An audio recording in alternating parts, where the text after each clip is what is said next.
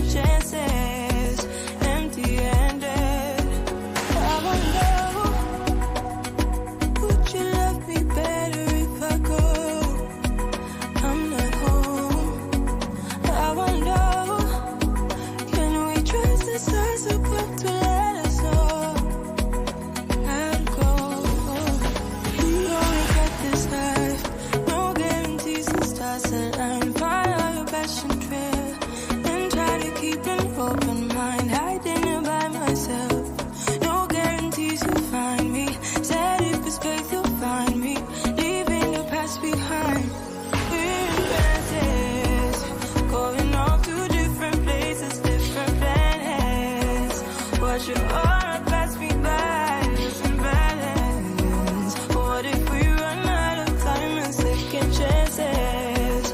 Empty-handed. I wonder, would you love me better if I go? I'm not home. I wanna know, can we trust the stars above to let us know how to go? Whoa.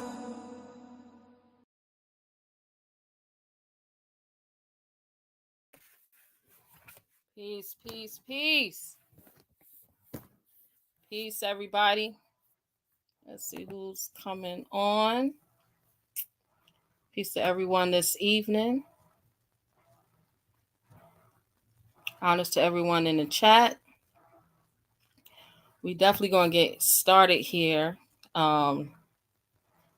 Man, I put I put Facebook in a chokehold today. Woo! And getting threats, calls, and emails, and text messages, and all this. Islam. Again, honors to everyone who is coming on. Honors to this week being being one of those ones. Got a lot of deadlines that we had to meet this week. For those who know, my computer went out, it died on me. Had to order a new one. The new one came, so I'm back at it. Right. All praises due to Allah, honors to His holy and divine prophet, Prophet Noble Drew Ali. I give honors to all of the ills and bays who have willed their ways to our Father God Allah. And I give honors to each and every one of you who is in tune this evening. As I said, that put Facebook in a chokehold earlier today. And even with all of the threats, the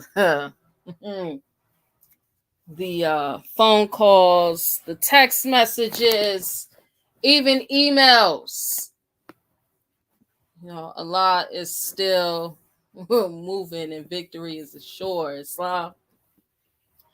So with that being said, before we get into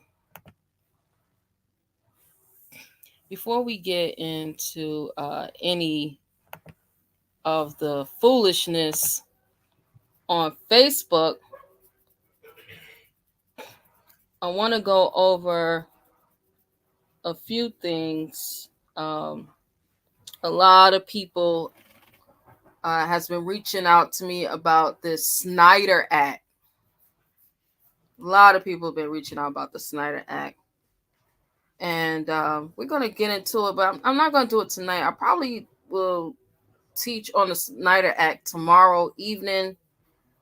I'll be able to tie it into our Holy Night meeting. So I'll probably do the Snyder Act tomorrow evening. All right, so y'all be out on the lookout for that. But I wanted to to show what's going on in the news, right? Current events, because it's a lot of distractions as usual that's going on, right? You got your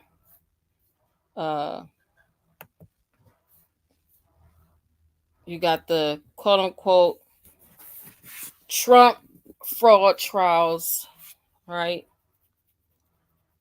And they went and lift the gag order, so Trump gonna be out talking his talk like he normally do. He gonna be out in these, these streets, in these Twitter streets, getting it in like he normally do. Y'all know how Trump do. All right, so you got that going on, right? We also have some DNA stuff going on.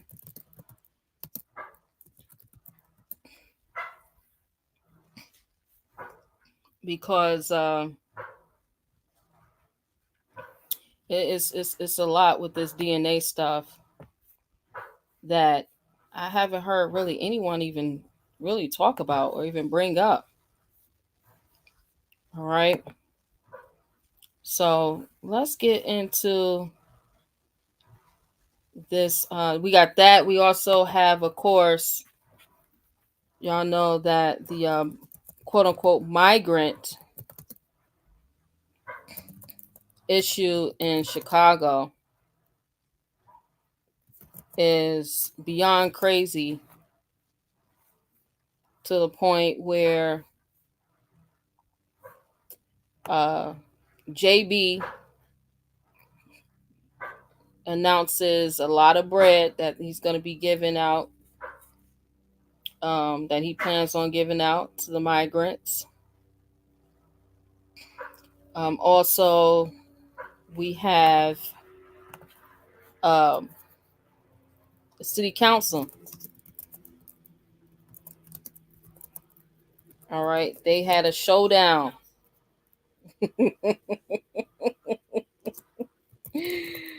They was putting hands and feet on each other at the city council meeting in Chicago. Woo! So we're gonna be getting into that as well. All right, but yeah, let's see what's going on in these streets, in these YouTube streets. Again, shout out to everybody that's coming on. Make sure you like, share, and subscribe if you haven't already. That's right, Grand Sheik said, Islam, Empress, truth needs no support. You're doing what you have been called to do. Islam. His Majesty the Magnificent. Islam Moorish checking in. Prosperity and abundance to you. Peace. That's right. Islam, Brother Clarence Woodson Bay. Thank you for tuning in. Brother Vance Kelly. Thank you for tuning in. All right, let's get Young God. Who's Young God? Need to find out who Young God is. Young God coming through. Islam. All right, so we're going to go ahead and... Oh, Young God, you wanted to know what TTEE means? Was that Young God?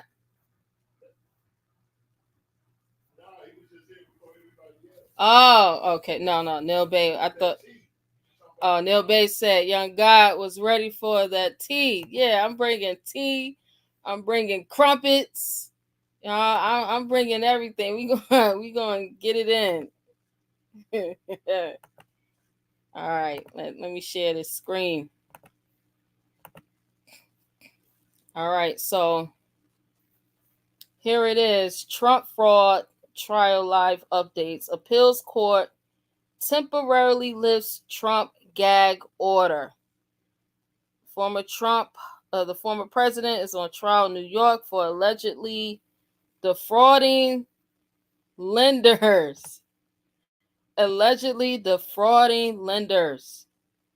Former President Donald Trump, is on trial in New York in a $250 million civil lawsuit that could alter the personal fortune and real estate empire that helped propel Trump to the White House. Trump, his sons, Eric Trump and Donald Trump Jr., and other top Trump Organization executives are accused by New York Attorney General Letitia James of engaging in a decade-long scheme in which they used numerous acts of fraud and misrepresentations to inflate Trump's net worth in order to get more favorable loan terms. The trial comes after the judge in the case ruled in a partial summary judgment that Trump had submitted fraudulent valuations for his assets, leaving the trial to determine additional actions and what penalty, if any, the defendants should receive. Drake said it best when he said, forget them valuations.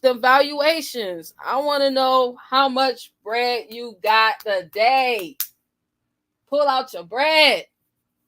The valuations don't hit the same when you pull the bread out. All right. He said, the former president has denied all wrongdoing, and his attorneys have argued that Trump's alleged inflated valuations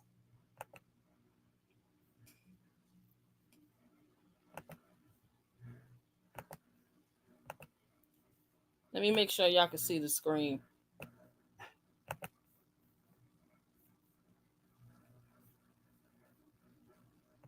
All right. Says that the inflated valuations were a product of his business skills. Oh my goodness. After attentively watching the testimony of the defense, real estate expert Stephen Laposa, Judge Engron adjourned court for the day without referencing the stay of his limit gag order issued this afternoon by an appellate court. The judge's clerk, Allison Greenfield, who was the subject of Trump's false social media posts that triggered Engron's limited gag order last month, remained in her regular seat next to the judge after the ruling came down. Court will resume with Laposa back on the stand Friday. All right, says the New York Attorney General's approach to valuing Donald Trump's property was flawed, according to testimony from the defense real estate expert Stephen Laposa. Now, if his property was flawed, or the valuing of his property was flawed, is that an issue for him? Like, did he do it, or did his accountant do it? See, so I don't think this is going to work out the way they're trying to make it work out. It ain't looking too good, because that's the issue with the accountant. Why the accountant not on trial? The accountant should be on trial.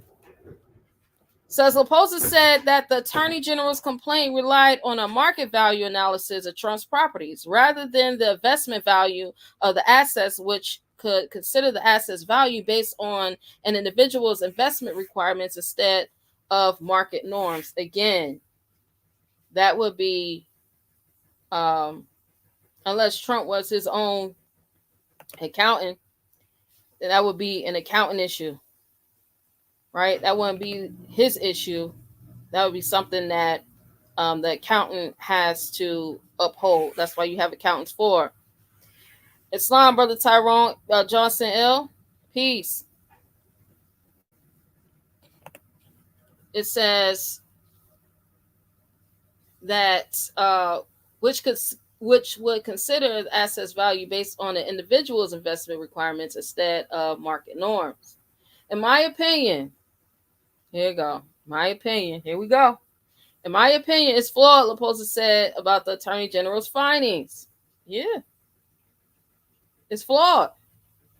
Judge Arthur Engron appeared attentive during Laposa's testimony, overruling an objection from the state that would have limited the scope of his testimony. I want to hear what he says about evaluations. Engron said,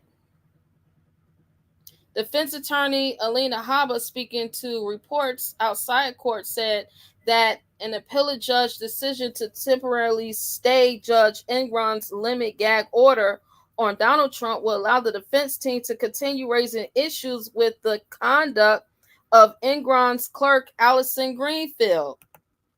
Habba also said she saw no reason to advise Trump to refrain from attacking Greenfield now that the gag order has been stayed, despite Judge Ingron's concerns about his staff facing threats. And these are the most sensitive people in the world, I promise you. There is not a delay that I don't get there's not a day that I don't get a threat. It's just part of the game. It's just part of the game. There's not a day that Neil Bay, K. Glover Ill don't get a threat. I guess it's just a part of the game. Woo! Oh, man.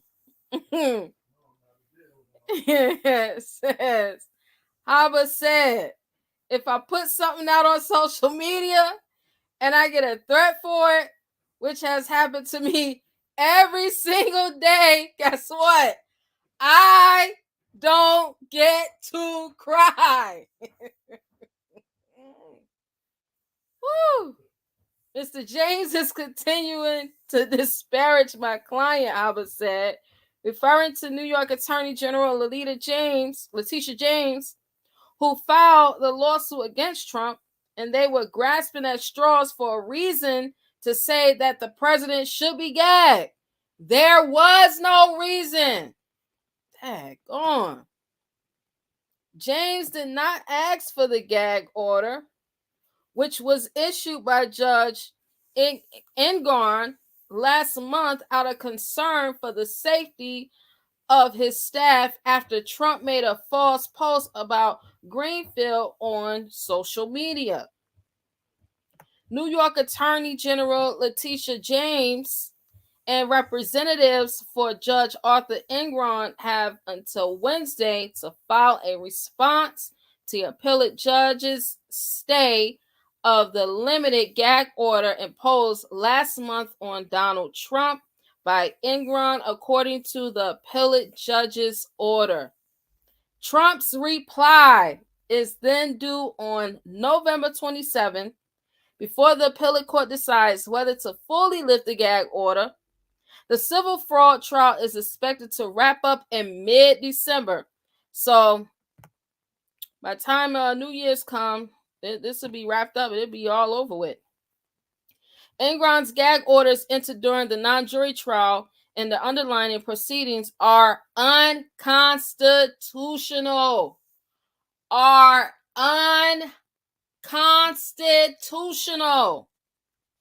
So that means it is against the law. And sanctions imposed thereunder are in violation of the judiciary law and rules of this court, Trump's attorney said in arguing for the order to be lifted. Oral arguments about the gag order were presented at a separate courthouse from the courtroom where Trump's civil trial is taking place. Ingron, who is hearing testimony from an expert witness, has not commented on the decision. Man. And it said, even though I get threats every day, I can't cry about it. Gone. Getting threats every day. Moors don't like you just because you speaking truth, even though truth is the second principle. Like, yo, that's crazy. That is crazy. Market. Insurance Commissioner Jim Donelon says it's a first step to court companies to come back to the state. We want to go ahead and go to the next obligation we have to make insurance available, attract companies, and the obligation we have to make them responsive and we'll go to the next one. So the next current event we have is 23andMe being hacked. Say what? 23andMe was hacked. Oh no, people believe in that. Yeah, 23andMe was hacked. They went in on 23andMe. So here 23andMe. Let me share this page so we can all see.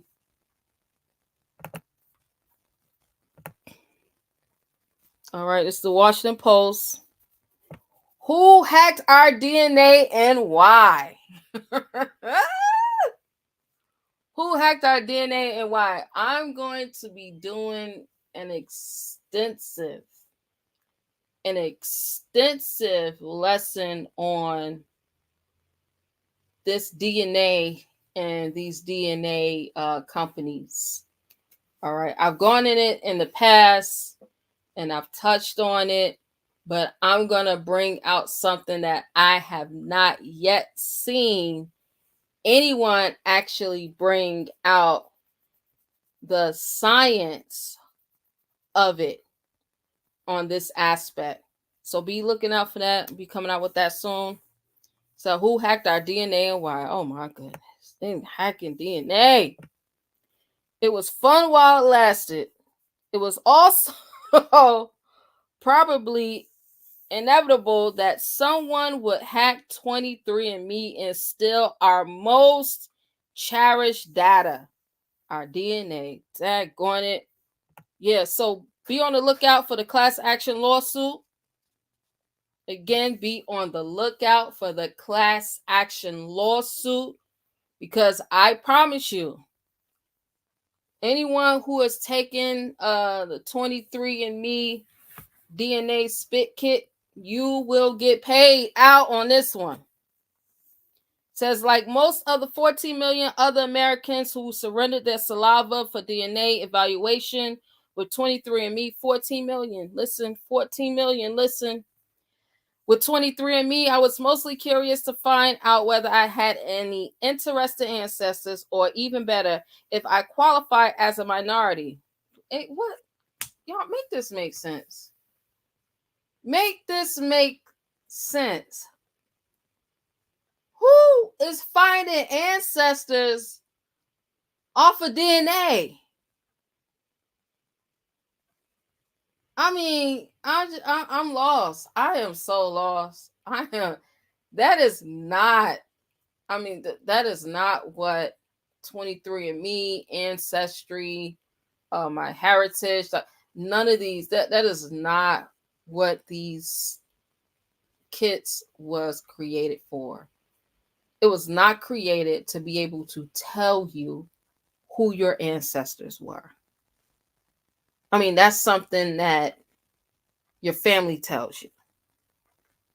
Or even if you're adopted, once you're an adult, you can get all of your adoption. They give you all your adoption records and you can find out who your family is. And you do your genealogy. That's how you find out who your ancestors are. You can't find out who your ancestors are from the DNA novelty spit kit. Come on. It's like we believe anything now just because, like, I remember back in the day, it was a thing where we didn't believe anything that these people told us. Now, it's like we just believe everything, hook, line, and sinker. Right? It says, if I qualify as a minority, make that make sense. Like Senator Elizabeth Warren, I always been told I was part Native American. Yo, she know good well. She know Senator Elizabeth Warren is doing it for the check. All right. So she gonna get her Native American. She gonna get her Native American check. She doing it for the check. Says, along came the genetic testing fad, and I took the leap. What a disappointment, except for a tiny fraction of Viking and less than 0.01% Somali I'm as white as a millwright. As millwrights. Roughly 60% Irish and 40% British. Hold on. Who told this man that the Irish and the British was pale skinned Europeans, the original ones? Yeah, who told him that? Let's go to Benjamin Franklin. Let's see what Benjamin Franklin said about these people. Right? Benjamin Franklin.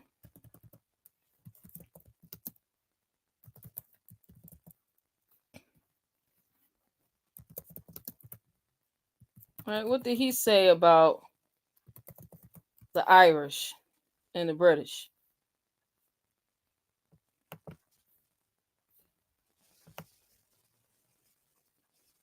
What did he say about them? This is in the peopling. Right? The peopling of the world.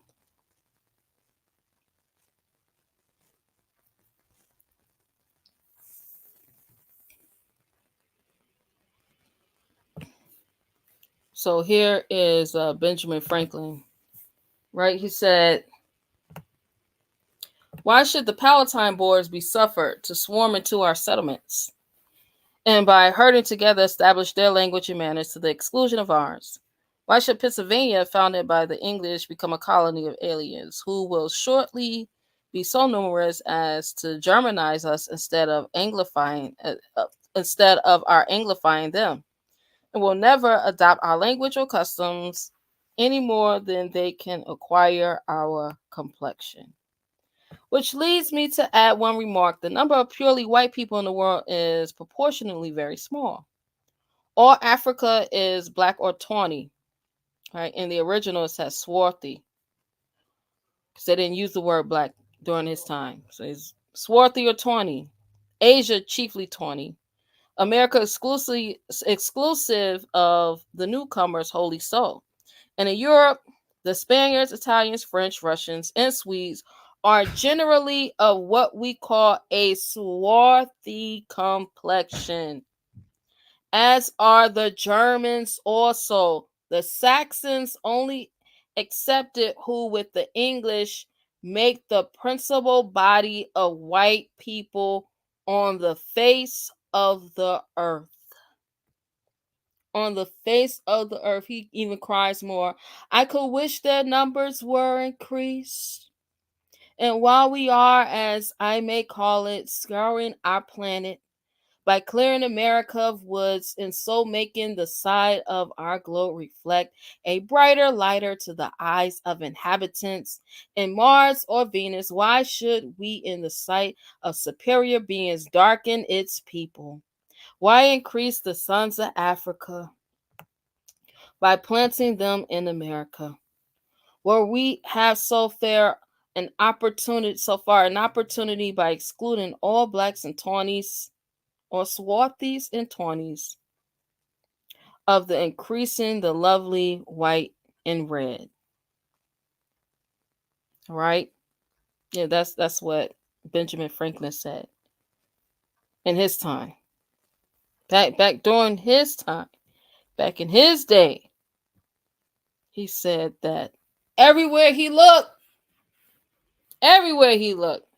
all he saw was us.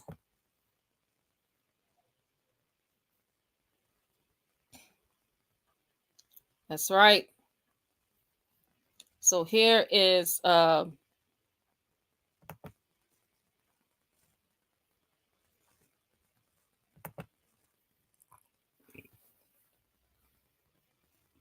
he said roughly 60% Irish and 40% British. So that means that he would be an admixture. If he's a pale skinned European, he would be an admixture. He's not an original Briton. He's not an original Irishman. Instead, he would be an admixture. It says, oh, And I'm also partly Neanderthal. But then many of us are, up to 4%. Neanderthal genotypes than 67% of the company's other customers. But I have fewer than my half-sister, a first cousin, and assorted others. Says customers are, of course, what U.S. test tube spectators are. We pay for a DNA analysis and regular updates about our health, propensities, personality traits, and other fun trivia. Fun trivia. This is only as scientifically sound or useful as the number of other customers in the sample. In other words, new evidence is possible, always possible. Relatives or insights into our behavior or tactics become more accurate as the pool of customers expand. Where are they getting this from? And it's making up as it goes. In the grand scheme of humanity, 14 million people is a drop in the genetic bucket. Even if it were 333 million, the U.S. population, it would be measly given that some 8 billion people live on the planet.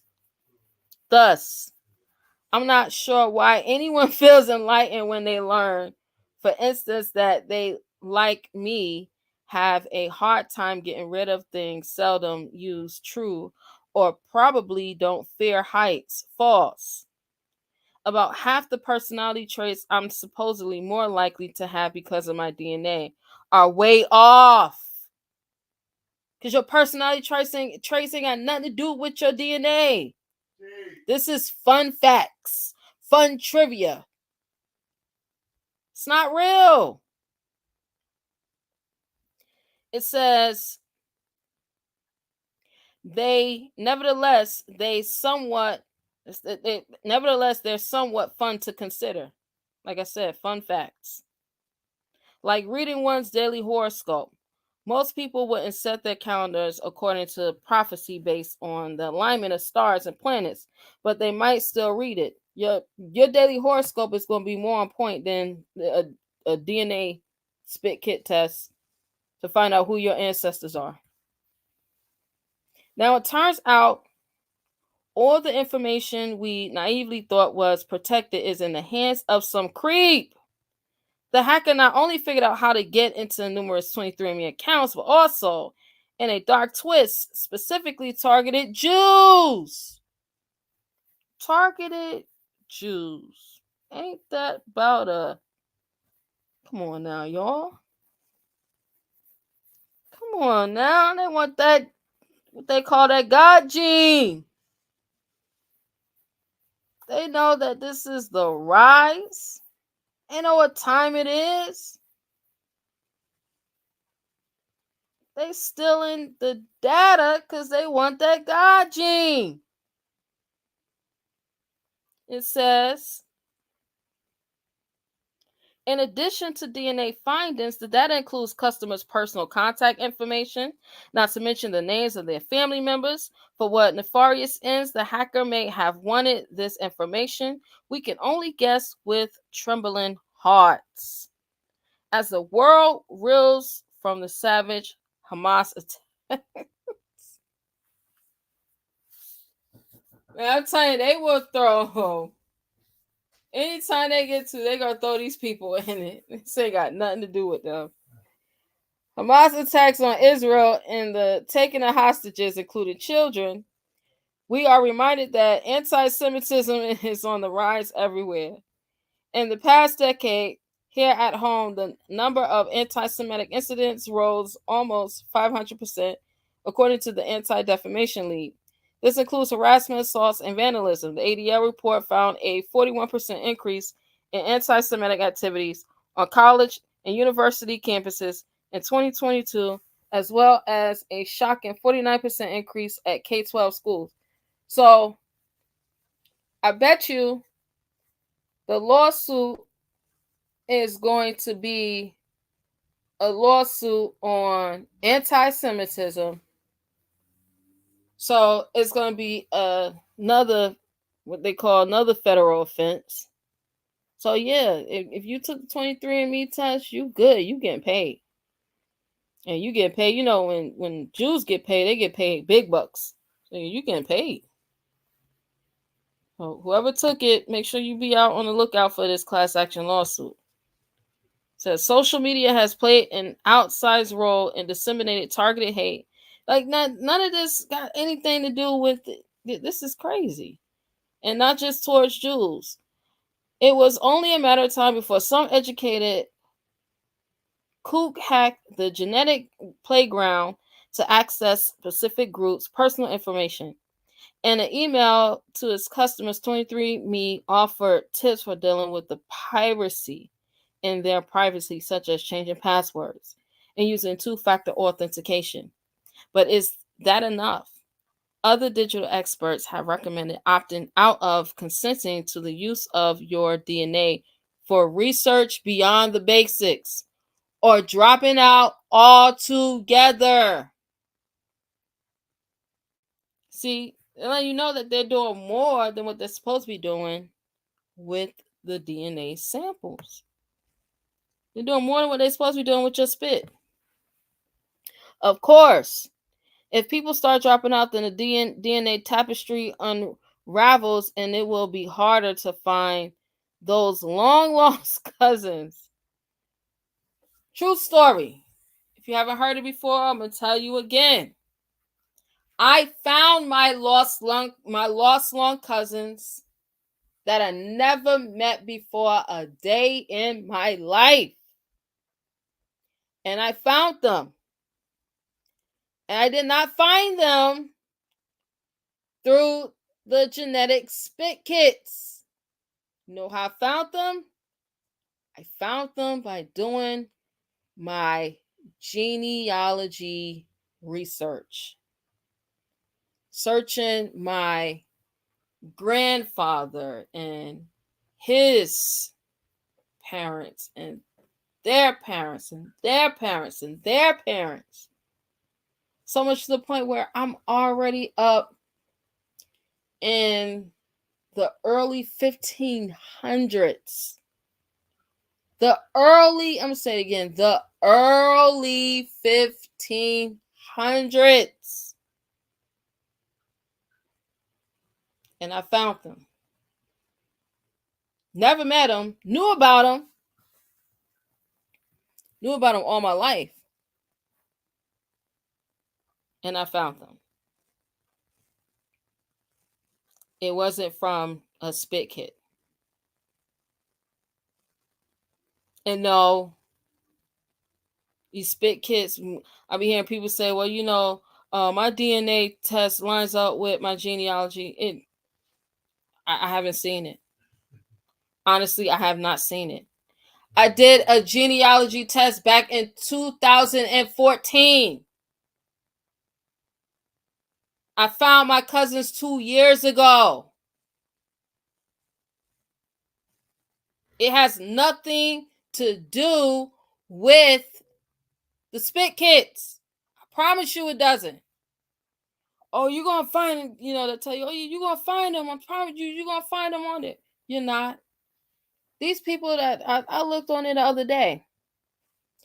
And the people that the people that they saying is my family, there's no records of these people being related to me.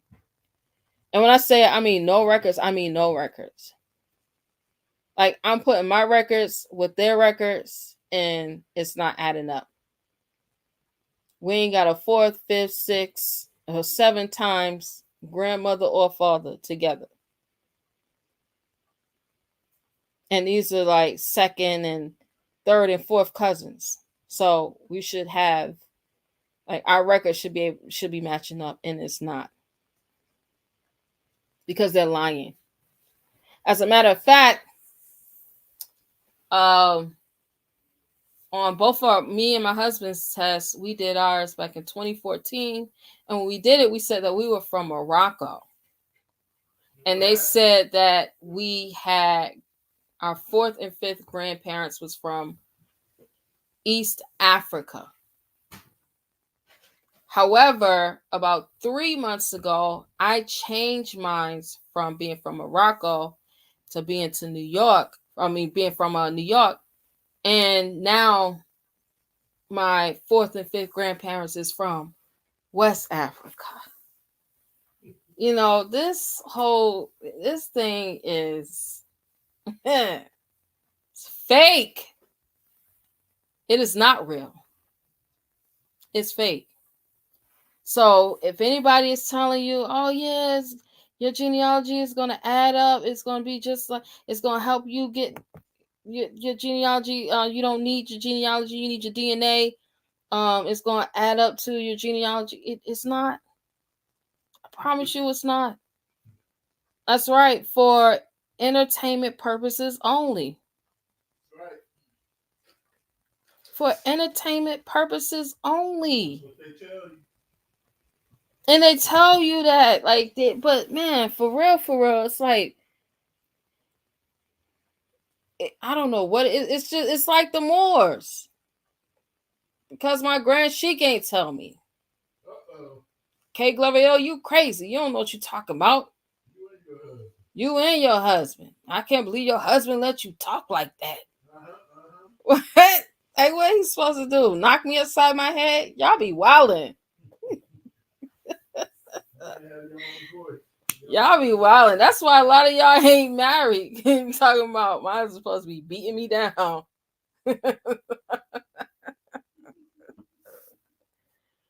Ah, man, it's crazy out here. It is crazy.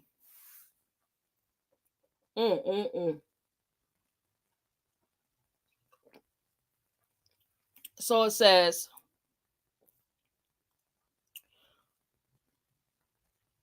my aunts used to hike through cemeteries and pore over death certificates to fill in the family tree before Ancestry.com, which offers many of the same programs as 23andMe, though not as entertainingly.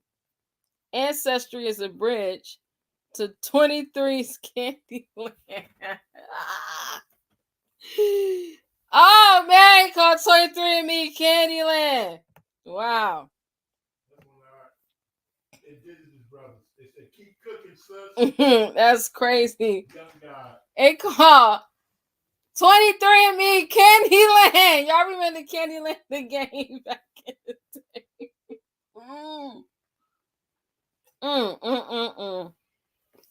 Candyland. Wow. It said the 23 highest reminds us of how fragile our privacy is in the digital age, to the extent it exists at all. Some experts have suggested that DNA companies should be subject to rules and regulation. It should be, because it's actually giving out, like if you go to the doctor, right? The doctor got HIPAA laws that they got to follow. Even if it's employment, they have to follow HIPAA laws as well.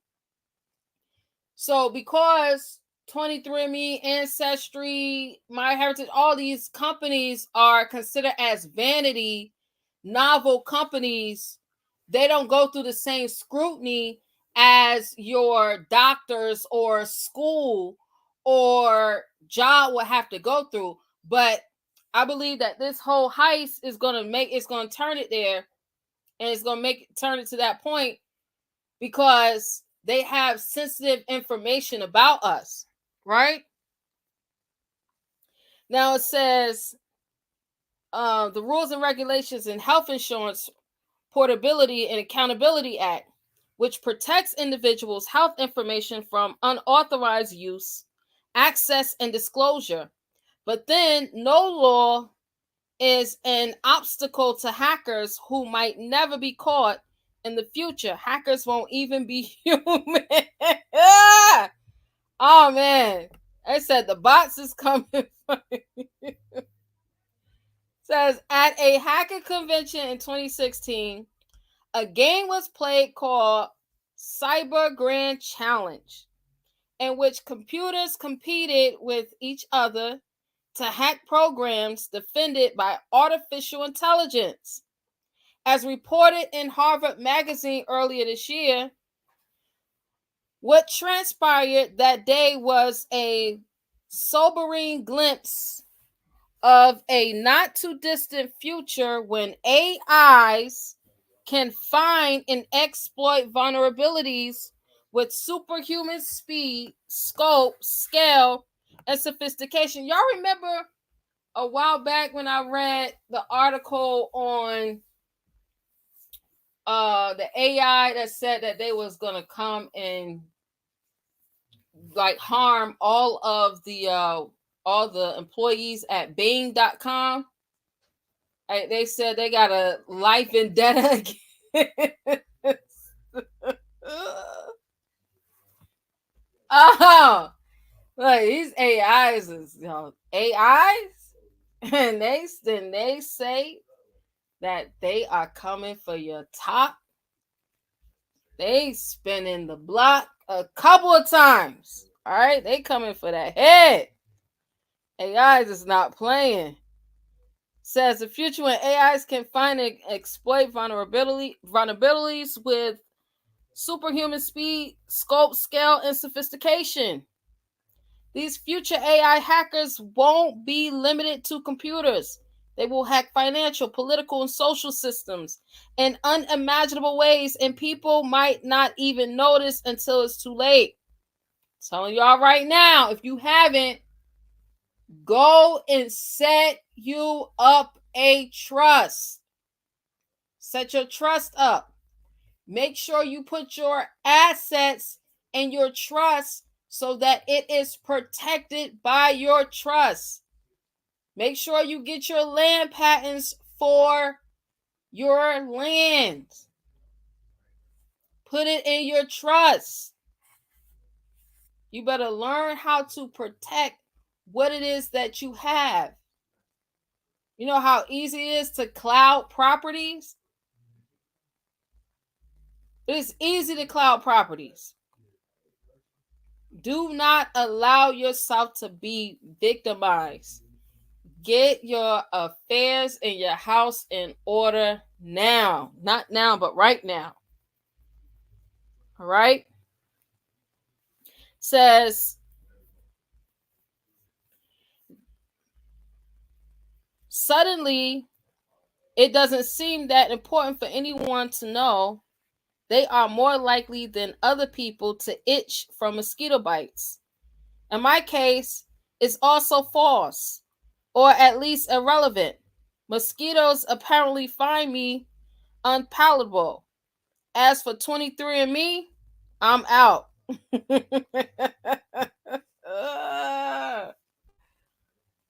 So 23andMe, Ancestry, all of them. All right. Make sure that you opt out. Do not opt in, opt out. Right? Those who have it, like for instance, we've sent them a right of rescission. All right. So if you have any DNA spit kit results from any of these companies, make sure you send them a right of rescission. For those who need assistance with a right of rescission, you can reach out to us at amexem, ENTLLC.com, and we'll get right on it. We'll be able to assist you with your right of rescission letters to these companies. All right. For those who are in the temple, right of rescission letter is in your studies. So you can go to the Academy learning modules, get the template of the right of rescission, and you can use it for any entity. All right. So yeah, that's that 23andMe and their spit kits. That's crazy. That is crazy. They coming for the quote unquote Jews. Jews is getting it. Right. It says that His Majesty and Magnificent El said, I guess those empresses in the convention picture with the prophet never talked but was made adepts. LOL. And he said AI was starting to be. Man, look, AI said, we coming for your top. We put hands and feet on y'all for life. They said, you and your progeny, your children's children. Oh, AI is look. AI is not playing. That's right, young God. All right, so that was that, and then I want to play this video. I want to play this video for I want to play this video with Chicago. Because Chicago is crazy. It is crazy in Chicago. So I want to play this video. Again, all this is for educational purposes under fair use. So nobody's being a body about anything that I'm sharing or playing. All right.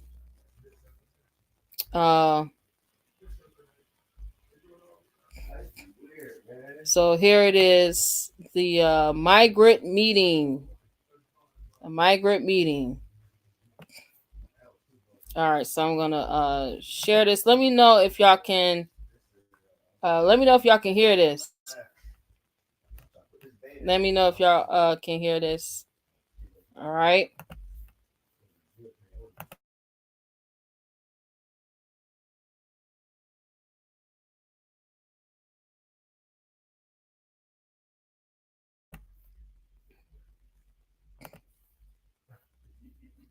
All right, so let me see.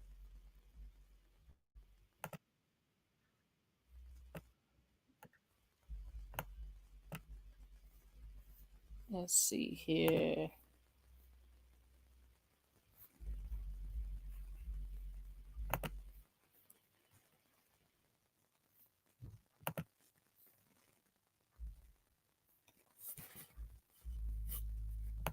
Breaking news. 35th Ward Alderman Carlos Ramirez Rosa has stepped down from his position as council floor leader. He is apologizing to Alderwoman Emma Mitz for physically blocking her from a special council meeting last week. Members were set to vote on a referendum regarding Chicago's sanctuary city status at the time. They will pick up the issue again tomorrow morning.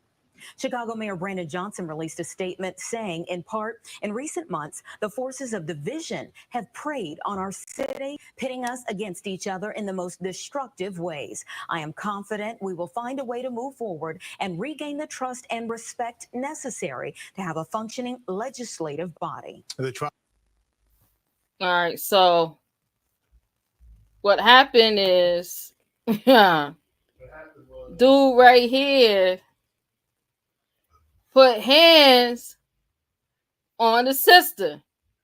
He put hands on her. Wouldn't let her in the meeting. Right? Let's go back to the meeting. I want to go back to the meeting. Because the meeting was crazy. The meeting was crazy. It was 2 weeks ago.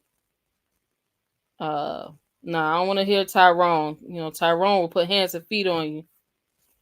I don't want to hear Tyrone.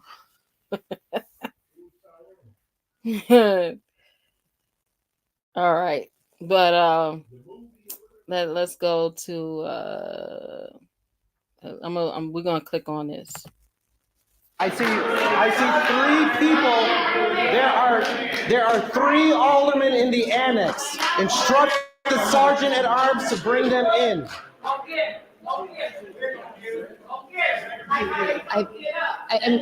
meeting, sergeant at arms declared as a roll call. Sergeant at arms has not walked in there and told them that we are roll calling right now. Please bring them in. I'm going to decline that motion. Alderman Beal, do you have a motion? Well, Madam President, I do have a motion.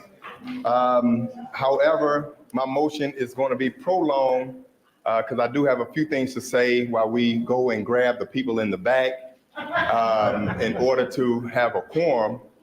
And so, Madam President, this is a very, very important issue that the people of Chicago are looking to have answers. Yes, Madam President. Alderman Beal, I believe that your options are to either make a motion to recess or to adjourn. Excuse me. Well, Madam Yes. President, knowing that you are giving me a couple of options and the Sergeant at Arms is gathering the people in the back that are playing hide and go seek when it comes to the people's business, I'll make a motion that we recess until 9:45 Tuesday morning. Alderman Beal, might I just suggest perhaps we motion to recess for a time we're not in council? Well, we don't have council until 10 o'clock. Okay. We have council at 10 o'clock Tuesday morning. So I think 9:45 is sufficient time to pass one particular ordinance out of this body as a whole in order to get to the 10 o'clock meeting.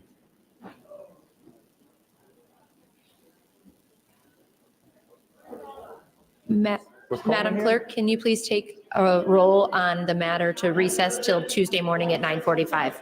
Oh, there's Alderman Mitch. We have 26, Madam President.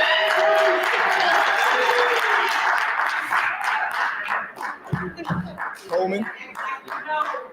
Was Coleman on the roll? Yeah, she's right here. We have Coleman and Mitch here. We have 27. Madam Clerk, I believe we just need to take the roll to ensure we have quorum. Excuse me. So we are taking quorum roll call one more time.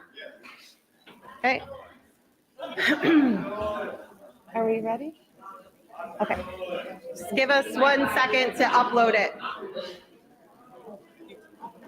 The chair recognizes Alderman Sposato. And sorry I have to go there, but I just have one question. I legitimately don't know the answer to this, and they need a lot to answer this. We already took a roll call. We already took a...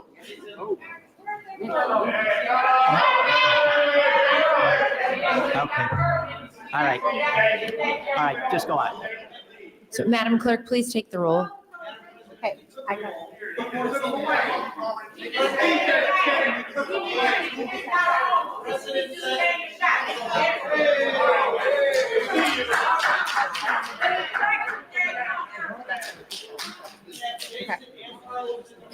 Yes. Okay. Madam Clerk. Alderman Laspada, not present in. Madam Clerk, we are recessing till Tuesday at 9:45 a.m.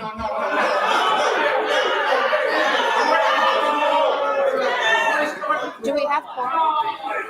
Do we have quorum? Okay. Madam Clerk, pardon me, I apologize. I'm a little new. Shh. Folks in the back, just have a little grace with me. I'm a little new today. I apologize, Alderman Beal. Madam Clerk, please take the roll for quorum. I apologize. Okay. Alderman Laspada. Alderman Laspada, not present in chambers. Alderman Hopkins. Present. Alderman Hopkins is present. Alderwoman Dowell, not present in chambers. Alderperson Robinson, not present in chambers. Alderman Yancey. Alderman Yancey is present. Alderman Hall, not present in chambers. Alderman Mitchell. Alderman Mitchell is present. Alderwoman Harris, not present in chambers. Alderman Beal. Yep. Alderman Beal is present. Alderman Chico. Present.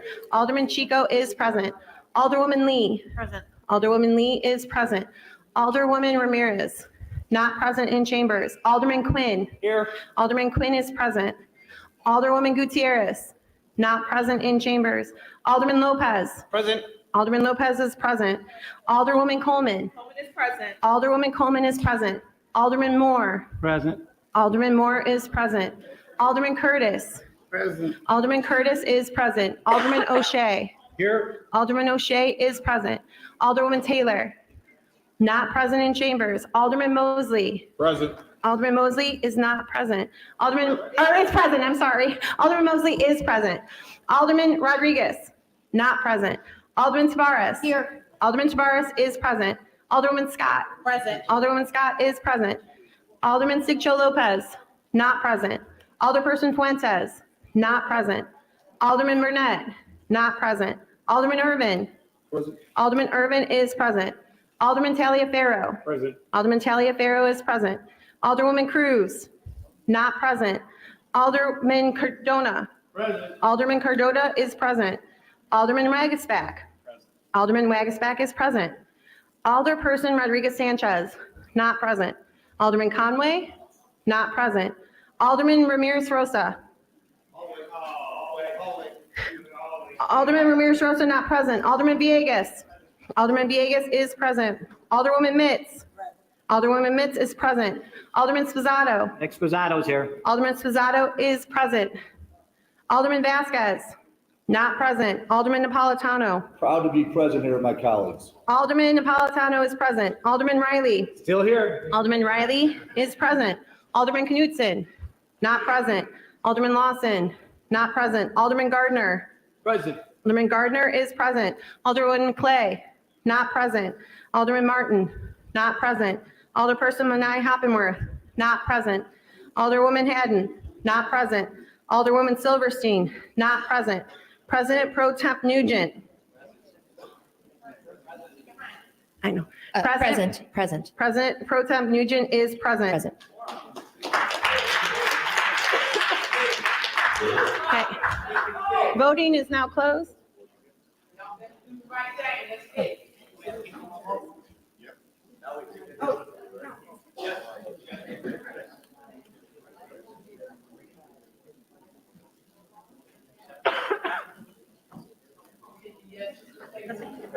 Yeah. We have.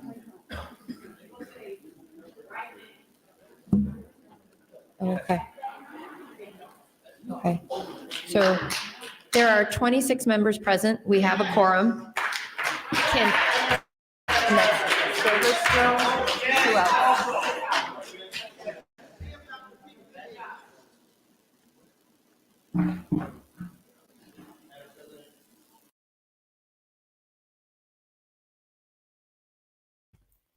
So you hear us say that there's 26 members. That means that they have enough to have a quorum. But what happened was, dude was holding back one of the sisters where he shoved her and like hold her, pinning her down so she couldn't come into chambers. But they initially said it was okay for the other 2 or 3 council members to be on virtually in the meeting. So it still made it to where it was enough to be able to have a vote so that they would no longer have, the vote was up for if there continued to be a sanctuary city or not. Right? Now, I could have told them that most likely this vote was not going to go through. And the reason why is because a few years back, the wealthiest man who lived in Illinois took him and his business to Florida. So there's a lot of money that Illinois is not receiving anymore. A lot of people also y'all remember during the thing, and they made everybody stay inside, and then you had all the riots, right? A lot of people moved out of Chicago, and a lot of people moved into Indiana and surrounding states. A lot of people, they come to work to go to Chicago and they go back home. They're gone. They don't live in Illinois anymore. So Chicago is not making the money that it is accustomed to bringing in. You had the big blow with the business leaving. Then you had the big blow with, of course, the shutdown. Then you got the big blow with all the riots. And now a lot of people are moving out of Chicago. So at the same time, after dude left, he packed his stuff up and he went to Florida. You have JB, the governor, who said that he wanted Illinois to be the most sanctuary state not sanctuary city, because y'all remember Chicago is a home rule city. So home rule means that you get to make all of your own laws, rules, and regulations outside of what Springfield says. Only thing that you have to follow is the Constitution. That's it. But anything else that you want to follow, you can create. Say what? Yeah, anything else that you want to follow, and this is per Constitution of Illinois.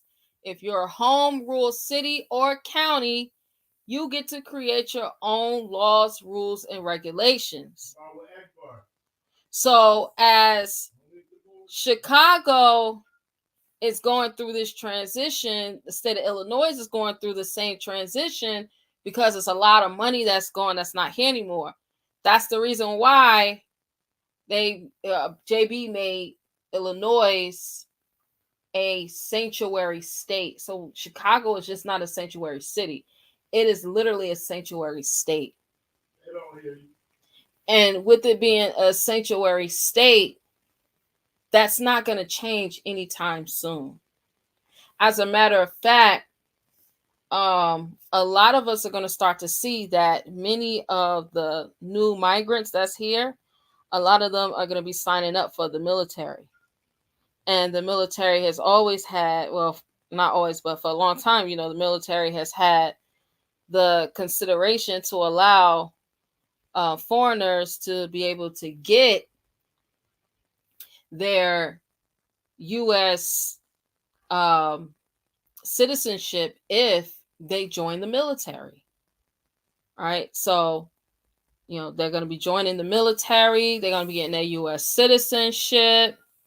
They're going to be the ones who's coming in. That's going to be the new debt prisoners. As most of us are weaning ourselves from being a debt prisoner, right? These are going to be the new ones that's coming in to be a debt prisoner. You got to remember, the colony of Virginia was a colony for debtors to pay off their debts that they owe to the crown. So when you look at the territorial district of Columbia and its possessions and territories and districts and all this, according to the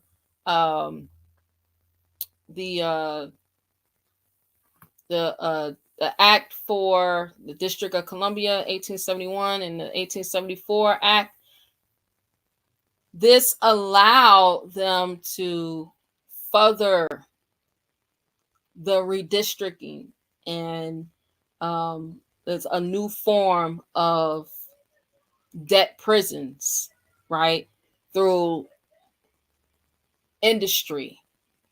Not the same way we used to do industry, but a new form of industry as the turn of the century came, right, through more so manufacturing. So we're out of the manufacturing phase. We're now in the fourth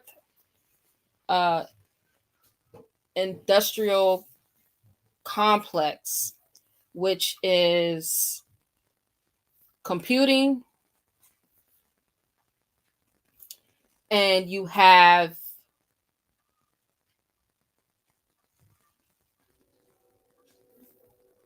AI. This whole thing with AI. And with this AI, they know that we're not in the same mindset. Well, most of us, we're no longer in the mindset that we was in before, where we're going to be, like working for someone, giving all of our energy, giving all of our time, all of our efforts to help build up someone else's empire. For most of us, those days are gone. We done with that. We over with that. And so they need new debt prisoners to work on the debt colony on the behalf of the crown.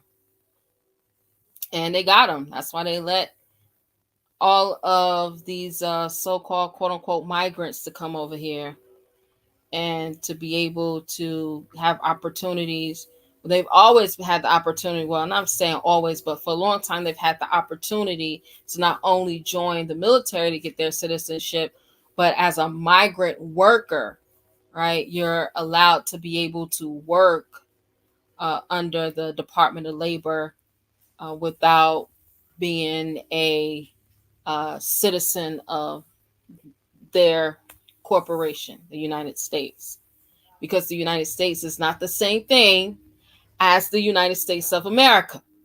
All right, that's two different names.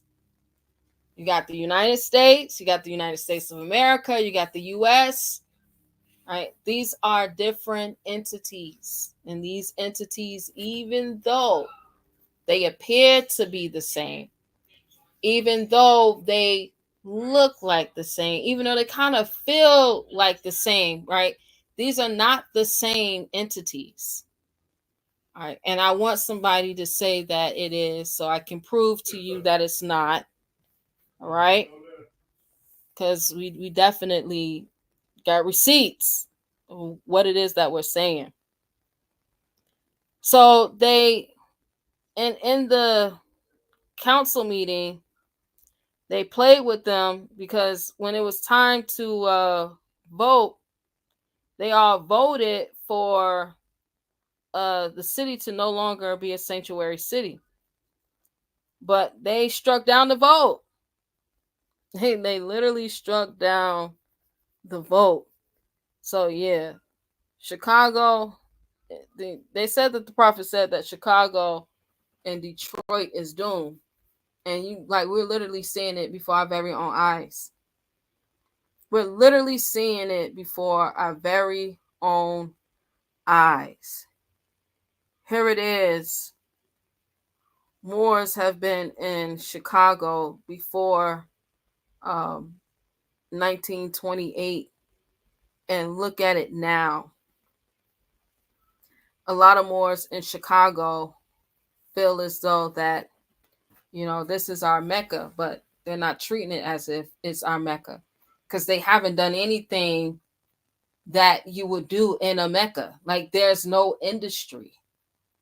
You had the teas, oils, and compounds of the Moorish Manufacturing Code for over 80 years in Chicago, and there's not a factory that's manufacturing the Moorish teas, oils, and compounds.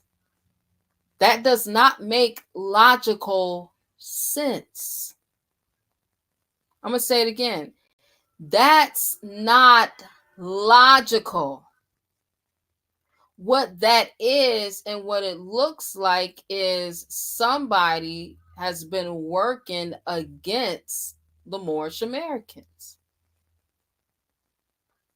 And so when I say things like this, Moors look at me and, like, oh man, she's evil. I can't believe she would say something like this. Again, I am a certified expert witness. So I am certified and trained to go and look at any entity and find the fraud.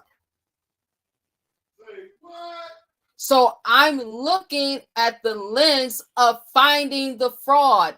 There is no way that you can have a company for over 80 years that's selling products that's actually helping to heal the physical body from certain ailments, and it's not a multi-million-dollar company today. That is done on purpose, with a purpose. I don't care who don't like it. Our principle is truth, and I'm going to tell it. Islam. All right, there is no way that you have, it's clearly over. Hands up, we can put together in Chicago, we can put together at least 25,000 proclaimed Moorish Americans. And there is not a mega temple in Chicago after 80 plus years. Y'all, this is sickening. It makes no logical sense other than certain people are placed in certain positions to keep us in a position of beggars, in a position of being in need.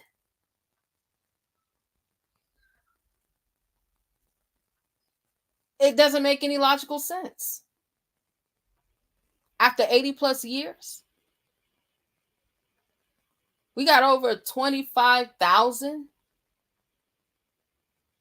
And I'm being real generous when I say 25,000 in Chicago, in Cook County. During the time of the prophet, and he was just getting it going. During the time of the prophet, he had 3,000 on one side of the city registered who voted. So we talking about in 2023? And you mean to tell me we don't have a mega temple, but you got mega churches in Chicago? And they haven't been around more than 10 years? Something wrong with that, Morris.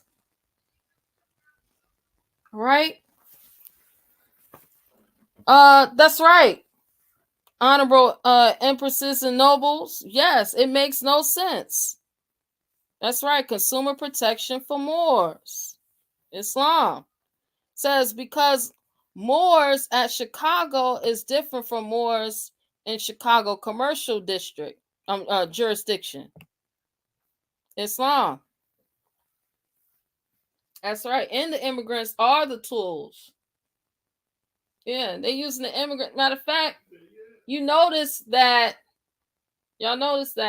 you don't really hear much in the past couple weeks. We ain't heard much from another mayor, right?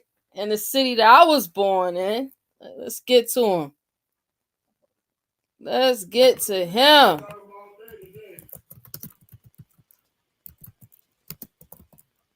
All right, let's get to him. Cause he is the one today. He is the number one suspect, my brother. Woo! My brother, like no other, the one and the only. This is the Empire State right here. It don't get no better than the Empire State. Oh, let's see. We got your brother, my brother, Mayor Adams. Come on down. Come on down.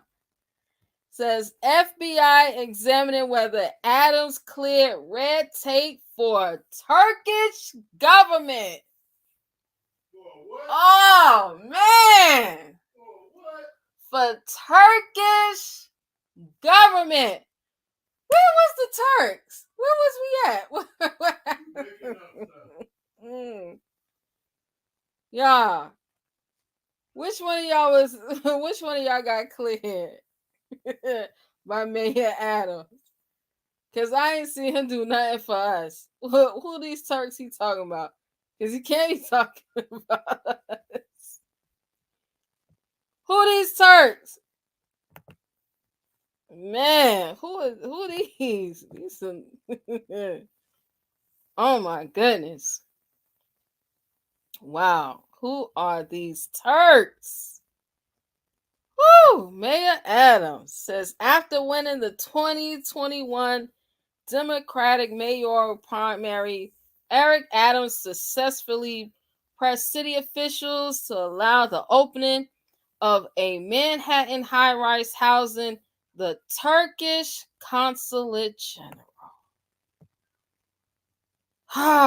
Federal authorities are investigating whether Mayor Adams, weeks before his election 2 years ago, pressured New York Fire Department officials to sign off on the Turkish government's new high-rise consulate in Manhattan.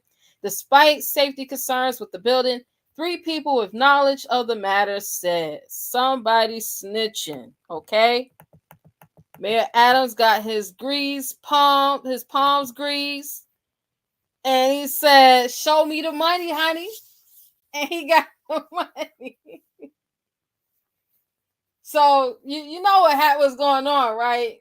With this migrant situation. Mayor Adams a couple weeks ago. Let me see if I can pull that video up. A couple weeks ago, Mayor Adams said something about the city. Right?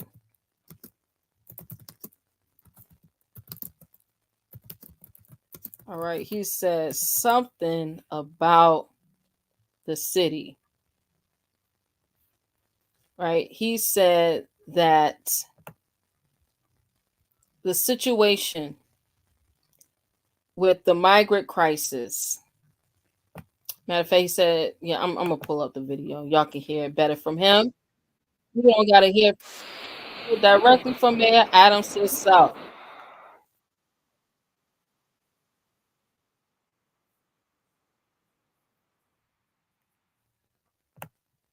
Let's share this so we can all get it.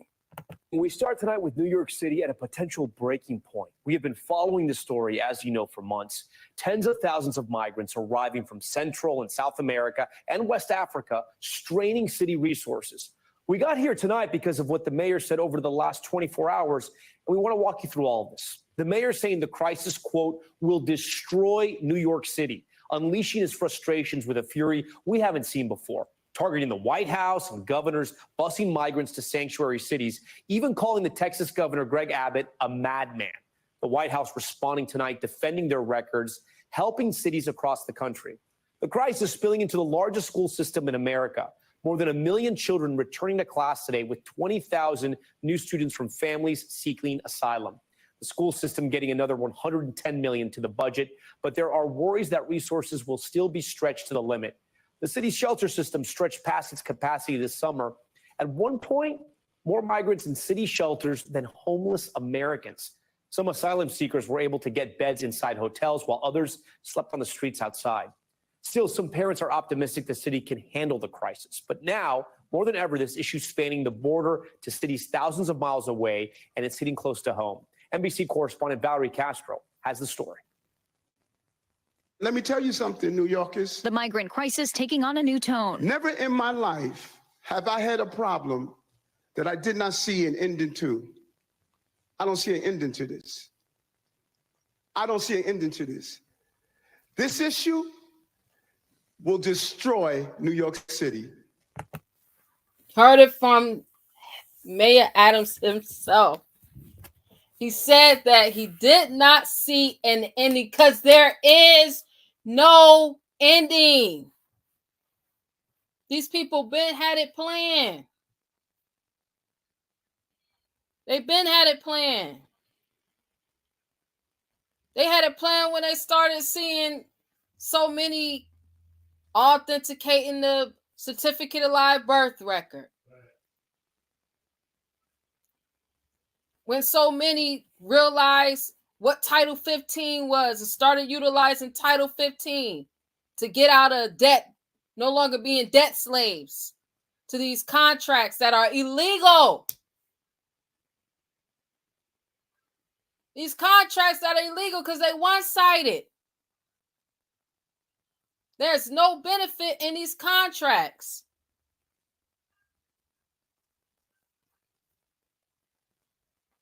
They begin to see the people waking up like, oh man, they done woke up. They kicked the veil. We kicked the veil off. Start to see, oh, the police don't have qualified immunity. That's not real. Oh, what we can actually sue the United States and get paid.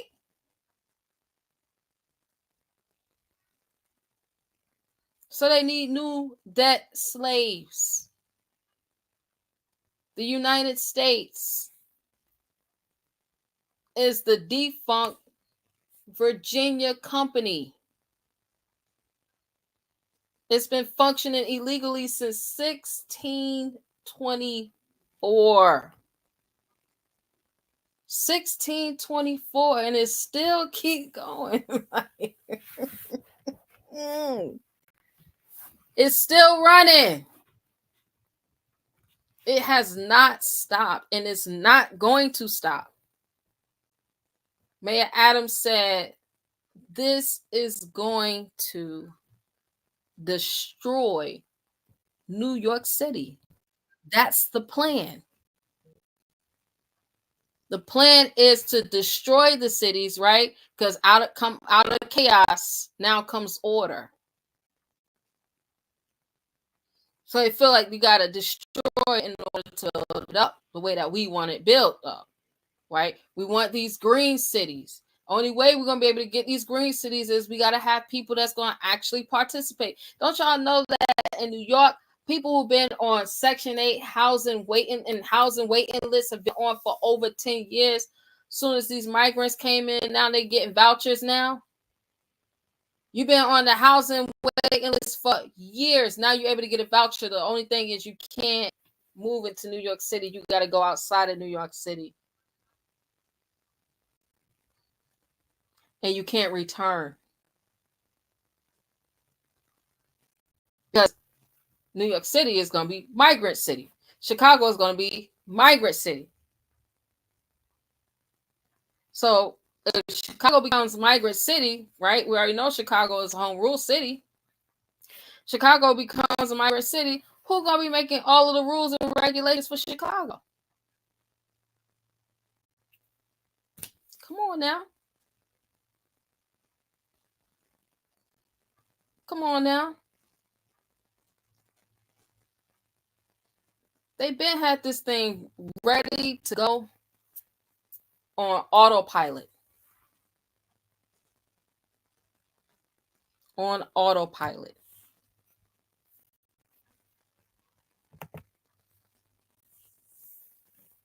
So yeah.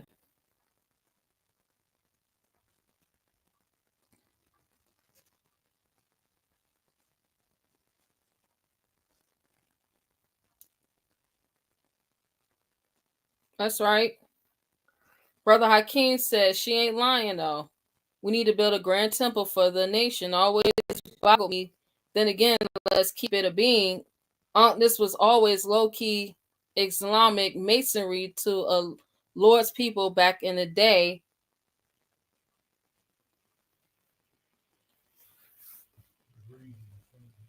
Yeah. Low-key Islamic masonry. That's what we've been dealing with. We've been dealing with those who are opposed, right? Because these are foreigners who are opposed to being able, from not being able to own land here, right? Because the Great Law of Peace says that they can't own land. You know, a lot of the foreigners that came over here, a lot of them look like us, and they couldn't own land. They couldn't own land because the land didn't belong to them. Not only did not the land belong to them, a lot of them couldn't own land because they were children of a mother who was a slave. You are who your mother is.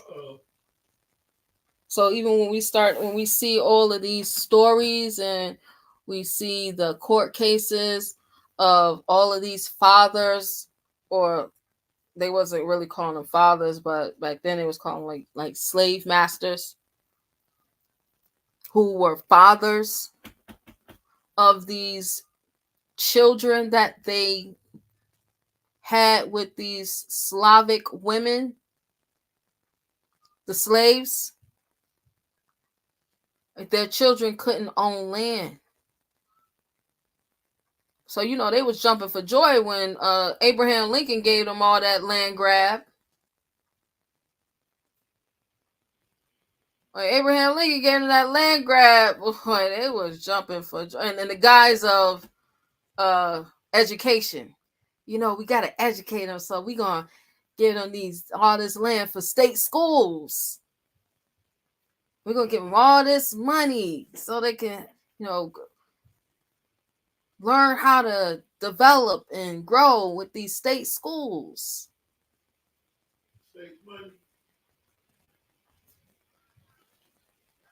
So when they took Lincoln out, they were supposed to take Lincoln out. I know a lot more is going to hate me for that one. When they took Lincoln out, they were supposed to take Lincoln out. He was still in land. That ain't no different from Joshua and Caleb. Man, you know what? I can't. I cannot. These people were thieves. Stealing from us. Still, as my husband just said in the background, still are stealing from us. Because we want to be everything than who we are. Our grandmothers, our grandfathers, great-grandfathers told us who we were. But the fight the power came. The back to Africa came. Roots came. And we have lost our American minds.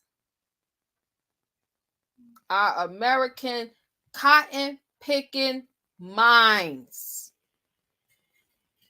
We've literally lost who we are.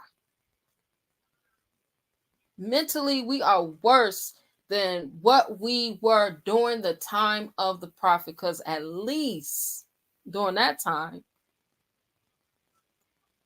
many of us knew who we were. We just wasn't acting like we knew who we were. But a lot of back then during the time of the prophet, we talking about early 1900s. So we still knew who we were. We just wasn't acting like it. Now, these people got us believing that we from somewhere else in the world.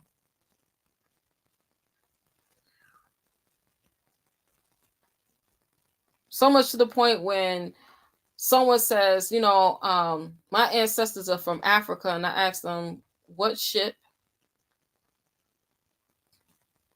What year? You'll have people that even say after, peep this. You will have people who say that their ancestors were slaves even after 1865. So I'm like, well, your ancestors had to been pale-skinned Europeans if they were slaves after 1865. And you must be talking about a woman who was your ancestor, because the Mann Act in 1910 freed them.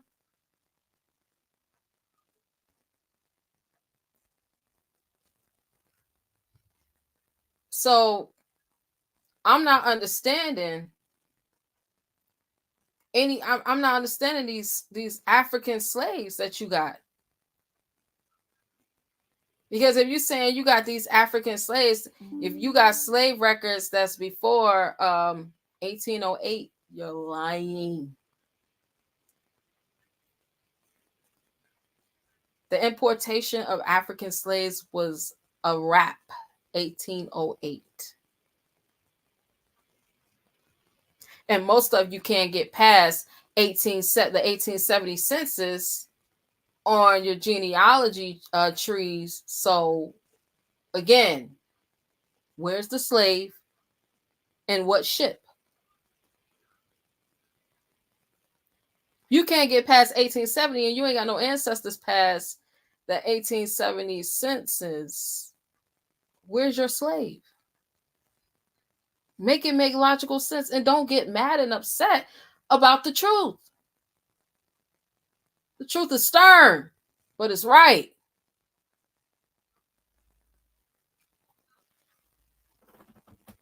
Whew.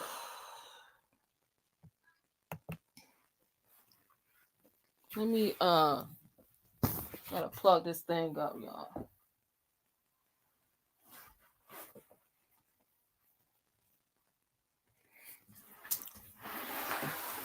But yeah, we gotta be what we know and not what we told. We gotta be what we know, not what we told.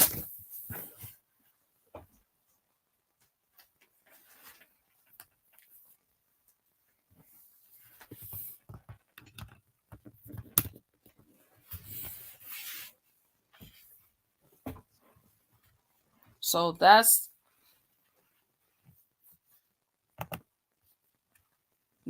for the current events. All right, that's for the current events. I'm gonna put the link in the chat.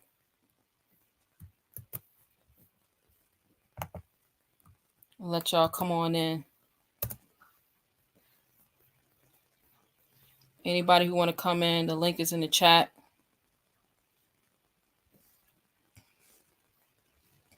Shout out to everyone who is in attendance.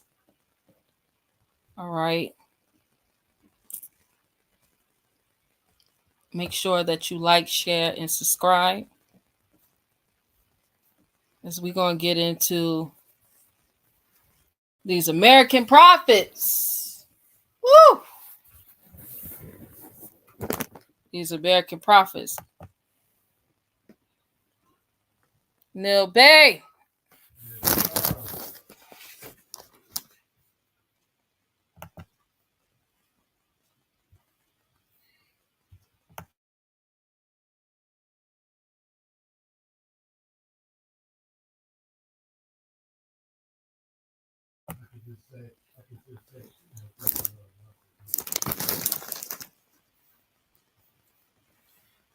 All right, let's get it, y'all. So, going back to our questionnaire.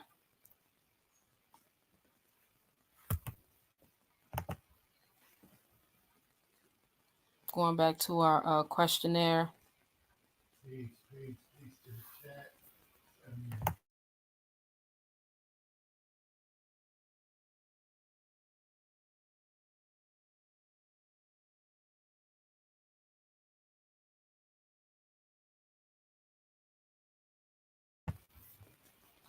I want to go to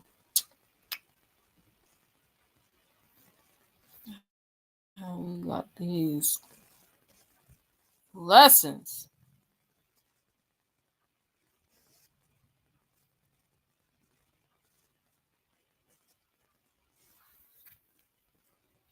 All right, we're going to go down here to what is a prophet?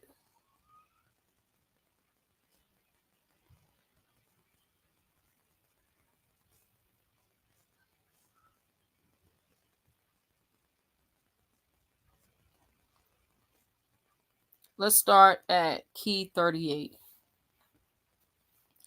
Key 38 says, what is an angel? An angel is a thought of Allah manifested in human flesh. Key 39.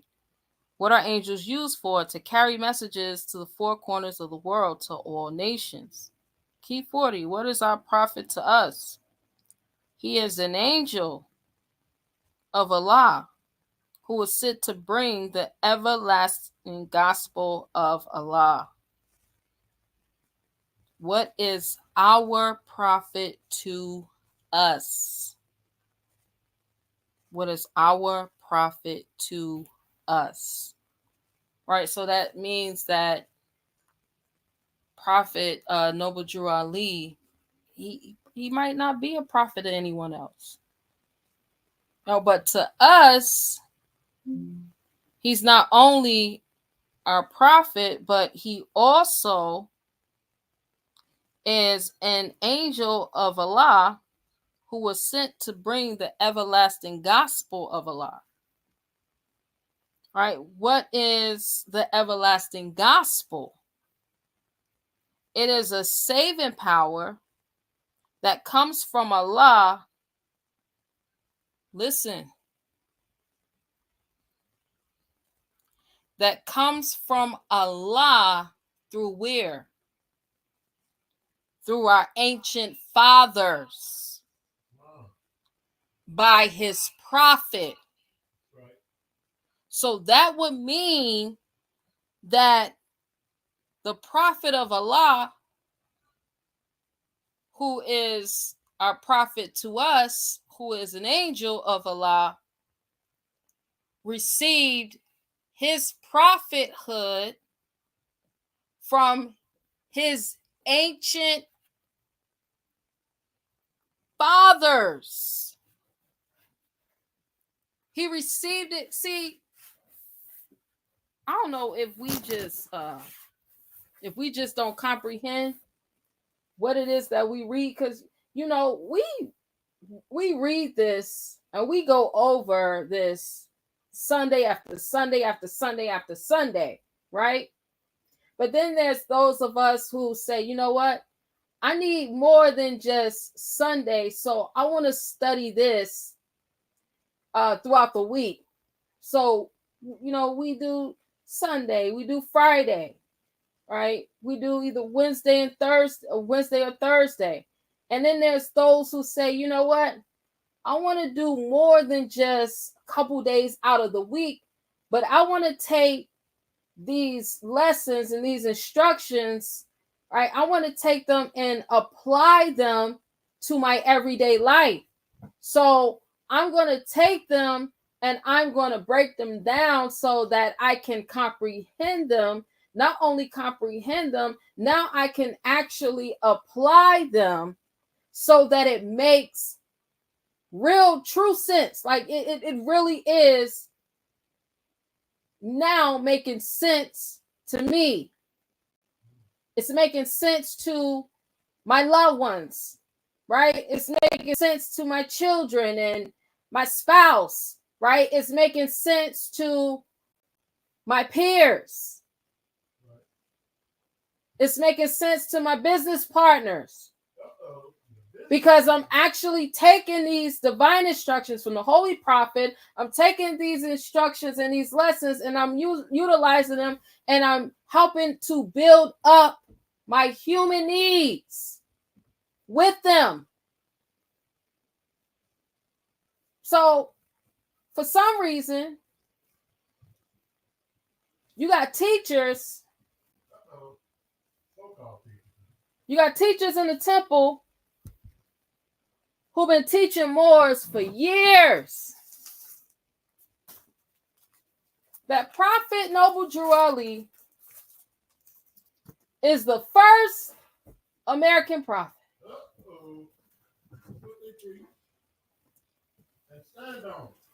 The first American prophet. The first American prophet. That's right. And stand on it and tell you you don't know nothing. How can you be the first in 1913 AD? Y'all, come on. Wake up, you sleepy. Come on, y'all. Come on. Come on. He never told us that. Who started that? Yep. You know, we do a lot of catchphrases that ain't got nothing to do with anything that Prophet Noble Drew Ali said or did in the Moorish Temple of America. I'm going to give you an example.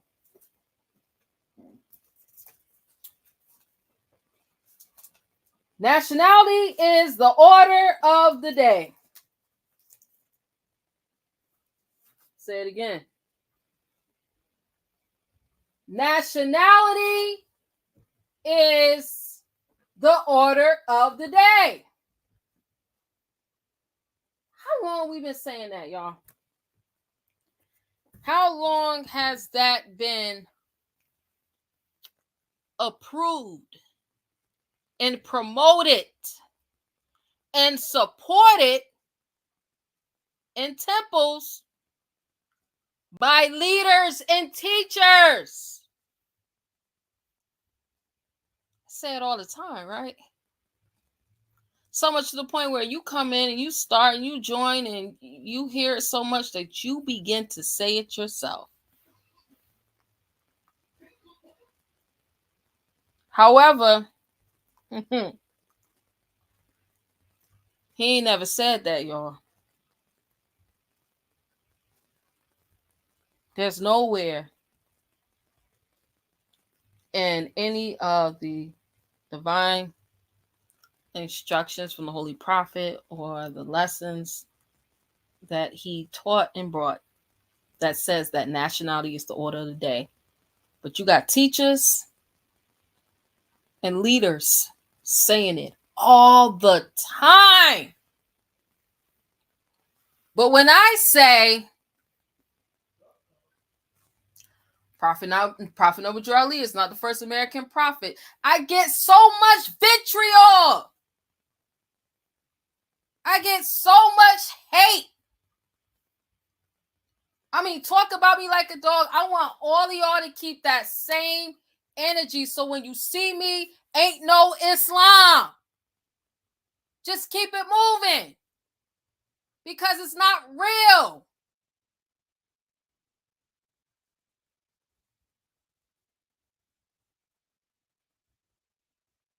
Moore's got to be the sickest people on the planet. Because we got all of this. And we still indulge in falsehood. Because my grand sheik ain't say it. My grand sheik told me. What did the prophet say?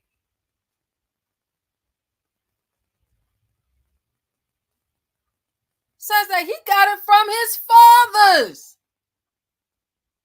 His ancient father. That's where his prophethood came from.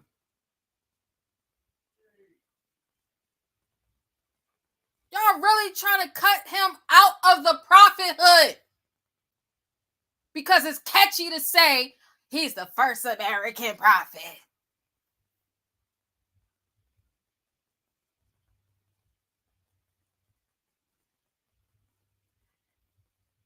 I'm telling you, he's the first American prophet. Really? Really? Yeah. Oh my goodness.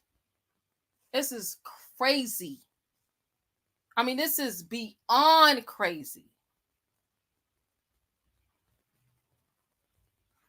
What is an American? Let's see what an American is.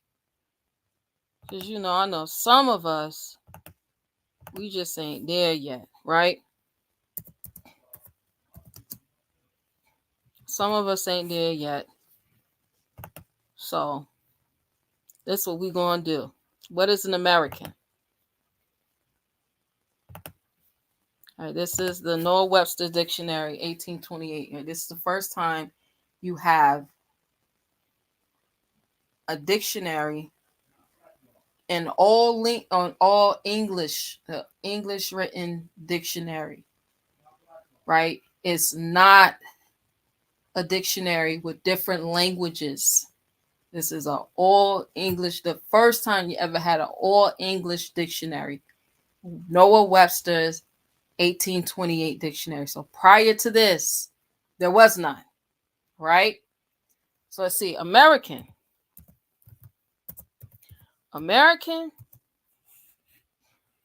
pertaining to America. Now, a Native American, right? Then you got the semicolon, right? And the reason why is because now a Native American, that's something that they added on. Something that they added on. Originally, it did not say a Native American. And the reason why, because there was no such thing as a Native American until the Know Nothings.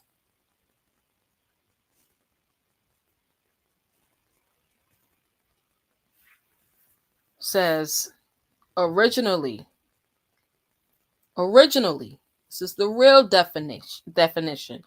Originally applied to the Aboriginals or copper-colored races found here by the Europeans. That's who the Americans are. The Aboriginal and the copper-colored races that was found here by Europeans.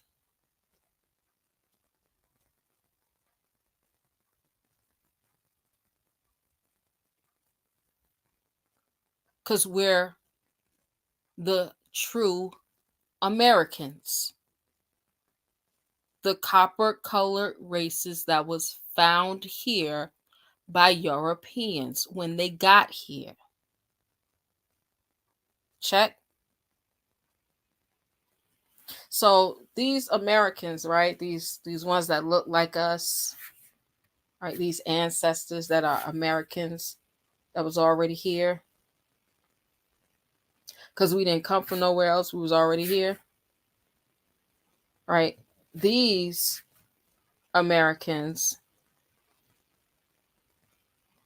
who are the copper color races that was found here, been here, from here. When we say the first American prophet, wouldn't the first American prophet be a part of the copper color races that was found here when the Europeans got here?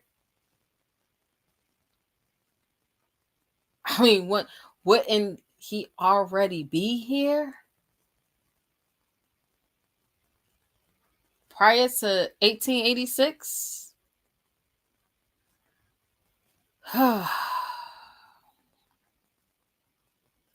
They said the Europeans didn't get here until 1492, right? So wouldn't the American prophet already be here before Prophet Noble Drew? Right? That's the first thing. The second thing is, you know, it's like we're so stuck and we want to add on to we want to add this factor on, we want to add that factor on, right? We just want to add so much to it to try to give it some weight, to try to give it some truth, right? Because we love to mix truth and falsehood. We do it all the time. It's just the thing to do because my Grand Sheik said, and I love my Grand Sheik so much that anything they tell me, I believe.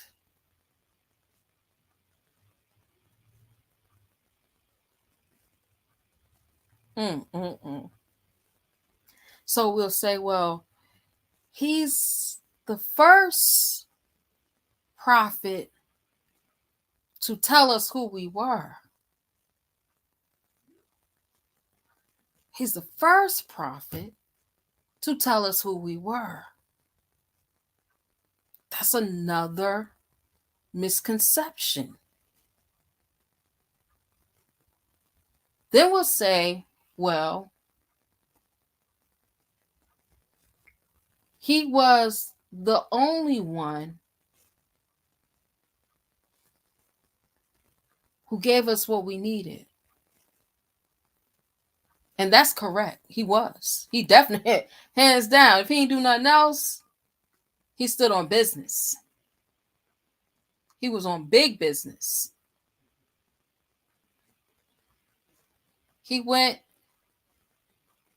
and got our vast estate back for us. He put us back into the constitutional fold of government. He tied us back into the family of nations because there's no such thing as a Negro or a black man or a colored person or Ethiopian or African American. Right? That's exactly what he did. He told us to go back, same way that he did, go back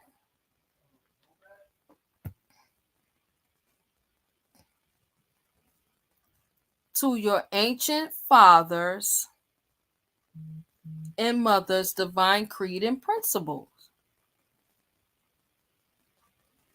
Because my saving power comes from Allah through our ancient fathers.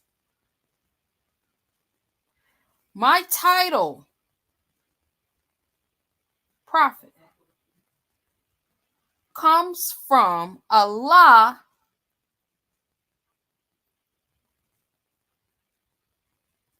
through our ancient fathers. I'm not just giving myself that title. I'm not just saying that that's who I am because I want to say it sound cute, you know, it look cute, and no, none of that.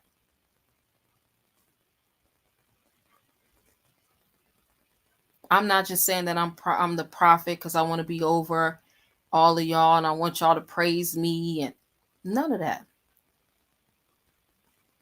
I got my title through the prophethood. See, you can't just be a prophet because you want to be, when you choose to be a prophet.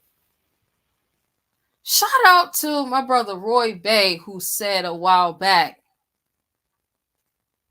something to the tune of, when you gonna become the prophet? And Morris got mad at him.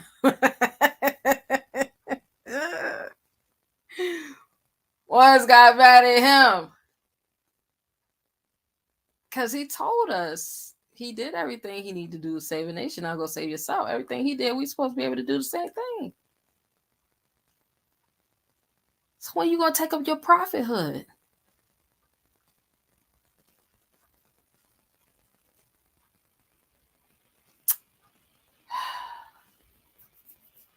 So yeah, he wasn't the first American prophet. I'm gonna give y'all one of the American prophets tonight. As a matter of fact, I've heard several grand sheiks teach on this American prophet, but then I hear them come back and double back and say, Prophet Noble Drew Ali is the first American prophet. You are lying, sir, ma'am. A bold-faced liar. If you're going to teach about prophets prior to Prophet Noble Drew Ali, and then turn around and tell the members that Prophet Noble Drew Ali is the first American prophet because it's a catchy phrase, it's cute, you're doing us a disservice. You're lying on purpose with a purpose. Why don't you teach about the other prophets? Prophet Noble Drew Ali said that his saving power come from our ancient fathers. Why are we teaching about our ancient fathers? What is it why we can't teach about our ancient fathers and our ancient mothers outside of the Bible, outside of Noble Quran, outside of the Holy Quran of the Moorish Temple of America? Why you can't teach about your grandfather and your grandmother and your great? Our ancestors have done some of the greatest things and provided some of the best contributions to the world, and we don't even talk about them. We don't even honor them. Instead, we embarrass them We downgrade them by telling the world that we from Africa. That's a whole nother story. I don't really want to get into that tonight, but it's just crazy. Like, that is, it literally is a mental illness and a mental sickness. You know, Moors give their praises and their honors to Emil Marcus Garvey. Marcus Garvey worked with Pleckler, who turned the Moors into Negroes and colored persons.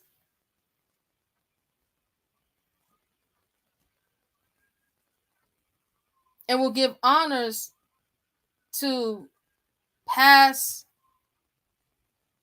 national and supreme grand sheiks and moderators, and they don't give honors to their own mother and father.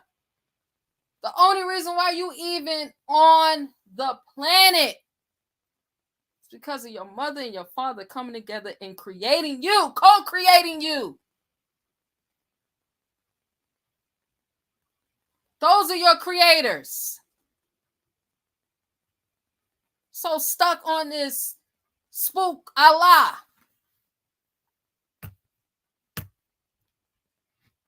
When it literally says, when it's talking about Allah in this, let me go back to key 38, right?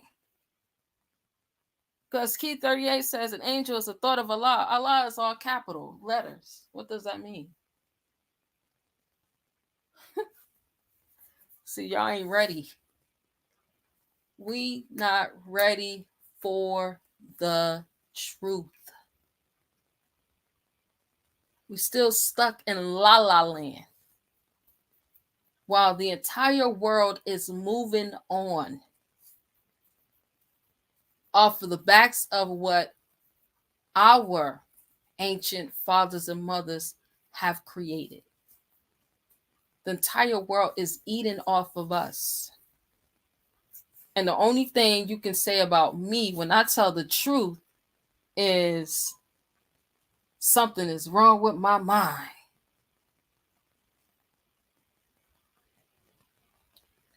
She possessed. Her husband would let her talk like that. That is an evil spirit. And she don't love the prophet.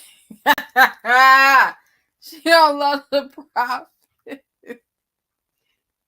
Yo, something is really wrong.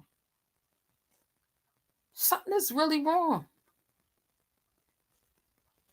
When Prophet Noble Drew Ali himself told us that he's open for constructive criticism.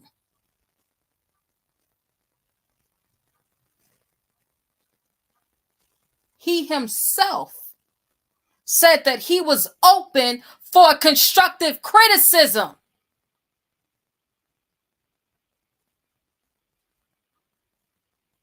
And I ain't even criticized. All I did was say that he's not the first American prophet and we need to stop lying. Moors got to stop lying. And it's only the teachers that's saying this. It's only the teachers that's saying this. So here we go. We got the American prophet, and we know that the American prophet is colored, is copper, right? So that will make Prophet Noble Drew Ali and our ancient fathers, right? They're all copper, right? So one of the American prophets that we know of, that we learned about years ago, is the prophet Tezcatlipoca. who is the brother of Tecumseh. And now, you know what's so funny? I've heard Moors called Tecumseh Bay. I'm say it again. I've heard Moors called Tecumseh Bay.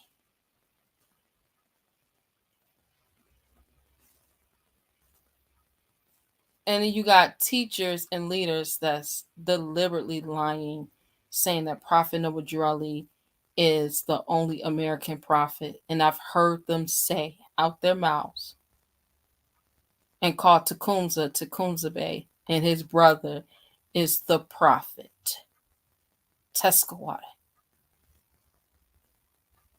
So let's not only was he the prophet, but he had his own city. It was called Prophetstown.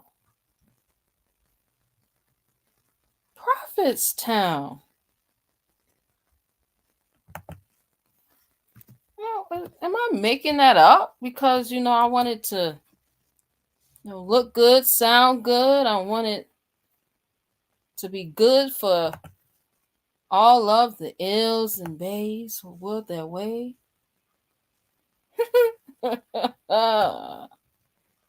Oh, man.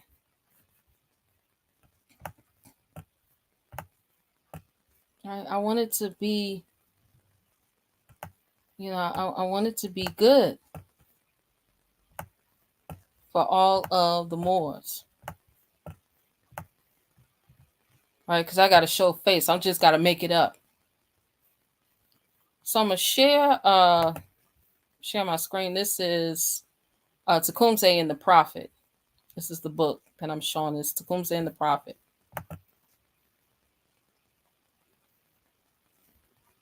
Now Moors will be like, oh, he's a Native American. Again, there was no Native American back then.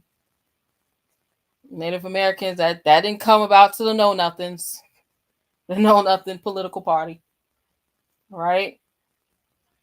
And that was after the what they call the Great Rebellion, aka the Civil War. All right. So you got Tecumseh and his brother, the Prophet. His brother's name is the Prophet. Not only is his brother named the Prophet, but his brother also was a part of the Delawares. Well, hey, what was that they said about the Delawares? Didn't they say that the Delawares was the Moors? Am I tripping or y'all, come on. Did they say that? Let's see. Let's see what they said about the Delaware Moors.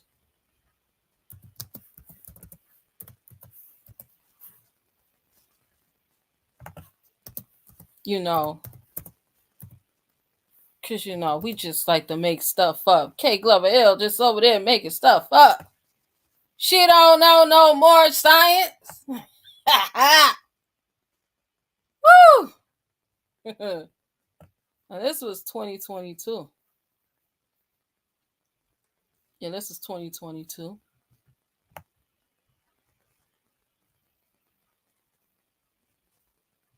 Let's see.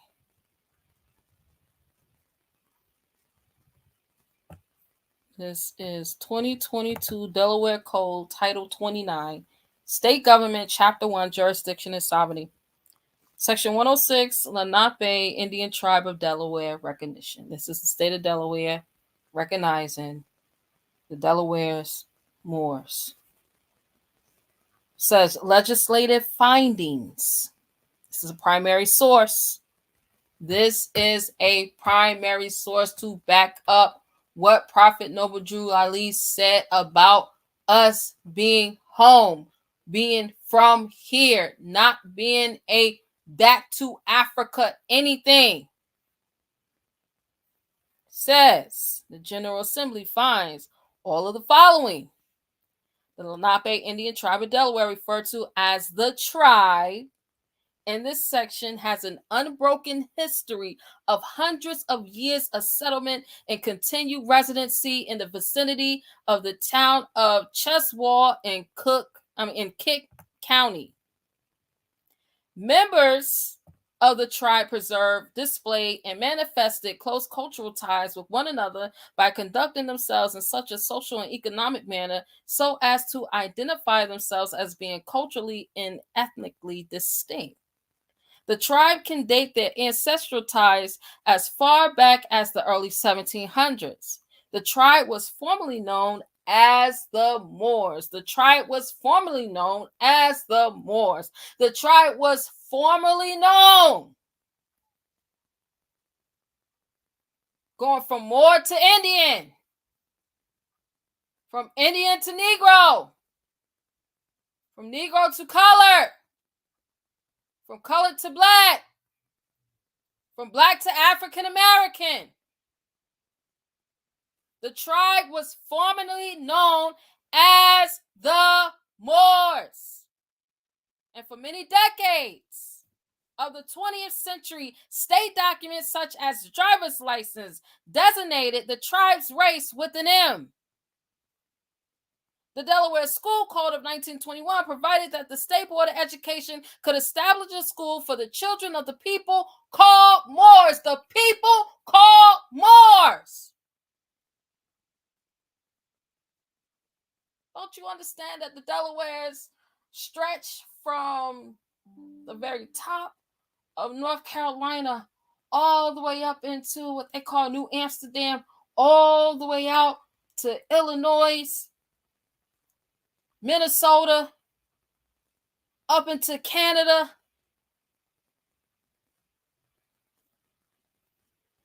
all out west.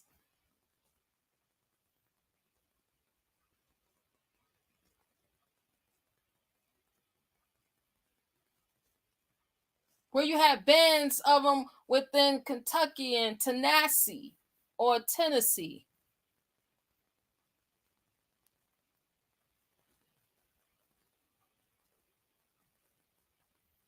But you know, Moors so smart, the Moors don't know American history. And because my Grand Sheik don't teach it, I'm going to listen to what my Grand Sheik, because my Grand Sheik know.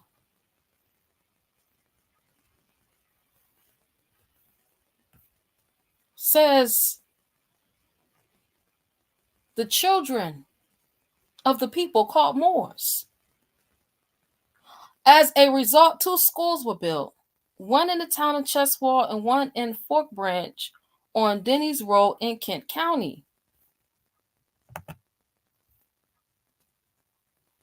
The Delaware school, that says there has been unofficial statewide acceptance and recognition of the tribe for at least 125 years. At least 125 years. Through a formal process of reviewing applicable state laws, historical and anthropological references, and previous actions of the General Assembly and state agencies, the Department of State concluded in 2009 that the state has historically acknowledged the tribe. The Smithsonian Institute issued an annual report in 1948 in which the tribe was referred to as the Moors of Kent County, Delaware, and identified as a surviving Indian group in the eastern United States.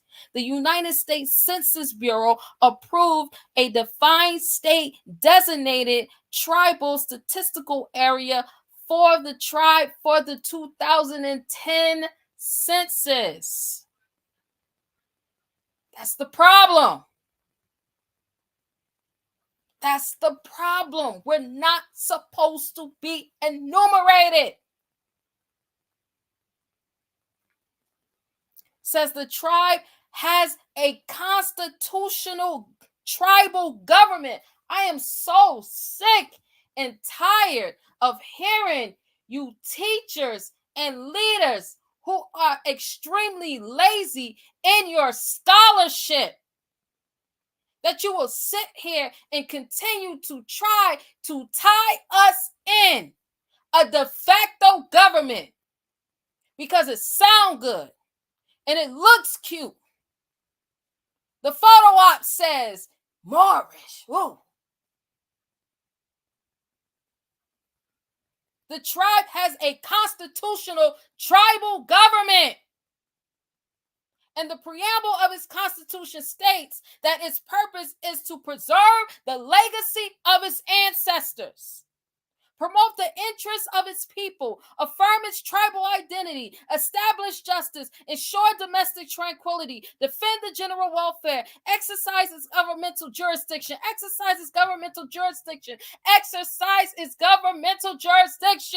protect its environmental, cultural, and human resources, secure its national sovereignty for future generations of its people.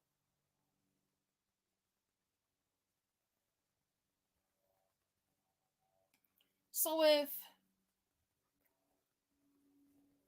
this is in Delaware,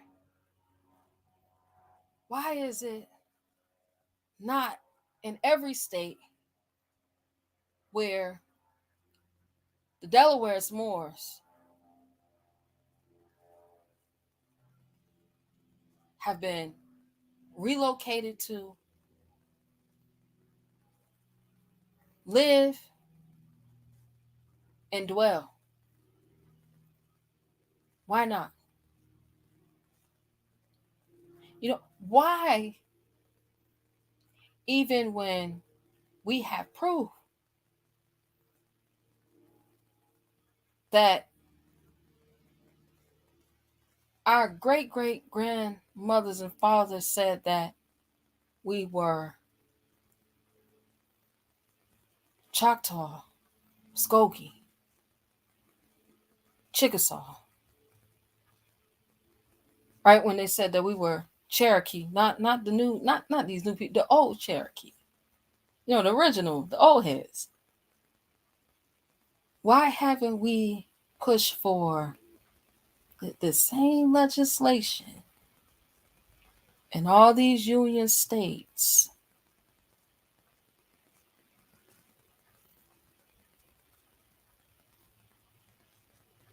Because Moors just want to be lazy at the end of the day. Moors don't want to be, Moors don't want to be no government.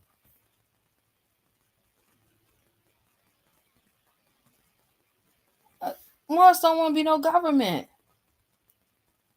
Moors just want to make our meetings on Fridays because it's the holy day for all Muslims all over the world. And Friday was the first man. Friday was the first day the first man was born in flesh. And Friday is the first man that Friday is the first day. The first Friday is the first day that the first man was born in flesh.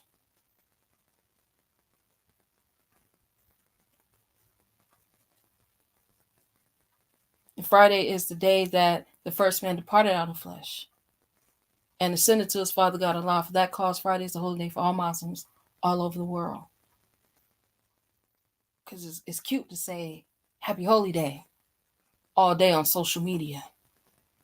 But we're actually living in hell because we refuse to put our leaders to the fire and make them either lead or leave. You're either going to lead or leave. You are a detriment to our society.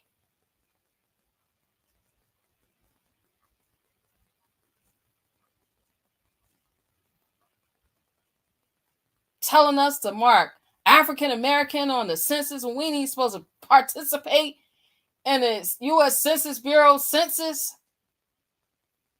We're not supposed to be enumerated or taxed.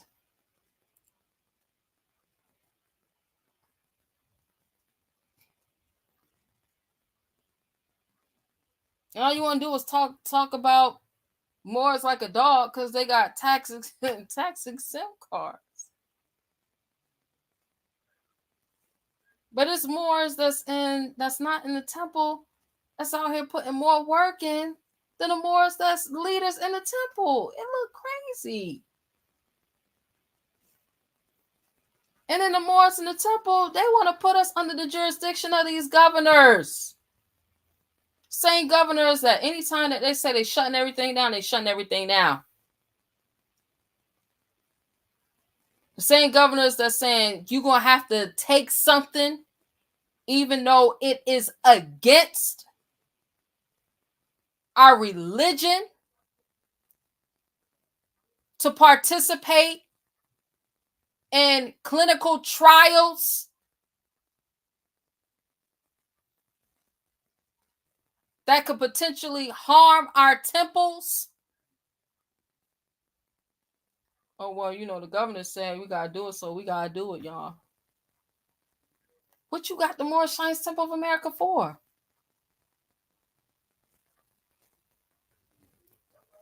If all the Moorish Temple is going to do is just follow whatever the pale-skinned Europeans are telling them to follow. We literally have Christians ruling over us. And most of us don't find any problem with it. We just go along with the get along because it's cute. We happy. Oh, Islam. You sure look Moorish. What?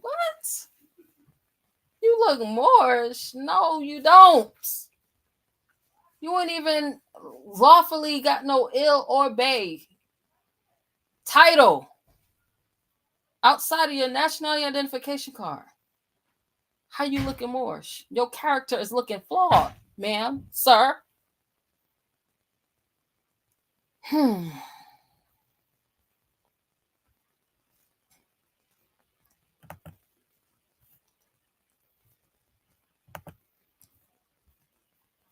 The governor has sent the Delawares asking that some of their chiefs should meet his army upon the Wabash in order that they might act in missions to the different tribes who were impacted in the Prophet's Confederacy. Oh my goodness. Whew. The Prophet had a confederacy, his own government. The Prophet had his own government. That sounds familiar. That sounds like it's so strangely familiar.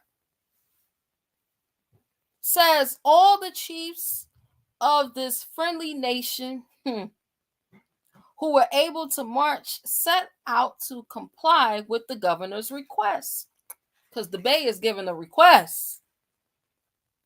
They had gone but a few miles when they were met by a party from Tippecanoe.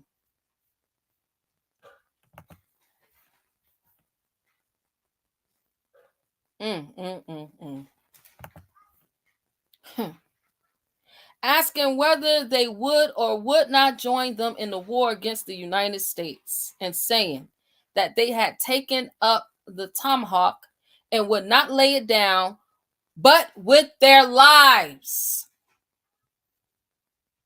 And would not lay it down, but with their lives. They had, however, positive assurances of victory. And when they had beaten the Americans, those tribes which refused to join them would have cause to repeat it. Sending a messenger to Harrison to inform him of this, the Delaware's chief set out to visit the Prophet. About this time, a sentinel of Harrison's camp was fired upon by the Indians and severely wounded. The governor was now desirous of attacking the prophet immediately, knowing that Tecumseh might soon return and feeling no doubt that the prophet was determined on war. Harrison was delayed, however, by defective arrangements in regard to provisions of the expedition, and by this delay, he was much annoyed. The governor had hoped that the advance of his army would frighten the Tippecanoe Indians into submission. This, however, was not the case, though it made a strong impression upon some of the tribes. The Miami chief, the Miamis is up here in Illinois where I'm at, the Miami chiefs. You also had the Miamis in Ohio, Pennsylvania. The Miami chiefs started to visit the governor and was said they would never return to the prophet. On the 27th of October, the Delaware chief, who had gone to make a visit to the prophet, returned. They said that the prophet had insulted them and making contemptuous remarks upon them and scoffing at the governor. The prophet had received them with bad grace, treated them ill, and finally dismissed them. They left him practicing his infernal rites, which he and his followers danced the war dance every night. While they were there, the Indians who had wounded the sentinels in Harrison's camp returned. The Delaware said they saw the Shawnees and their friends of the prophet. The prophet had threatened to burn the first prisoners he should take. The interpreters were so frightened that it was almost impossible to get them to the front of the army. The governor therefore accepted an offer made by some of the Delawares and the Miamis to carry a message to the prophet's town. The prophet's town. Chicago will be our new Mecca, the prophet's town. Governor Harrison demanded of them that Winnebagos, Potawatomis, and Kickapoos, who were at Tippecanoe, should return to their tribes, that stolen horses should be restored, and murders of white people delivered up. The deputation which bore this message never returned. It is supposed that the Miamis took part in the battle which followed, as they afterwards confessed to having been near when the action took place. The prophet. Prophet.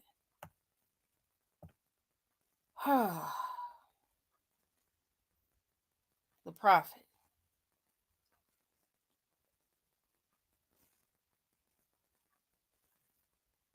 Okay, Gloville just making up stuff. She hate the prophet.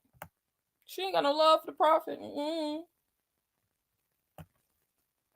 She don't teach no more science. What's crazy is we talk about Moorish science as if Moorish science ain't American history, and as if we ain't Americans. It's just, I mean, I just be like, wow.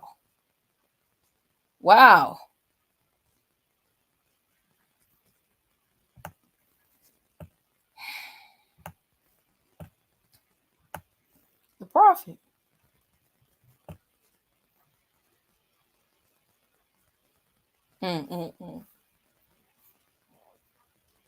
She's just making it up. They're just making it up. They over there, they teaching anything over there. Just making it up.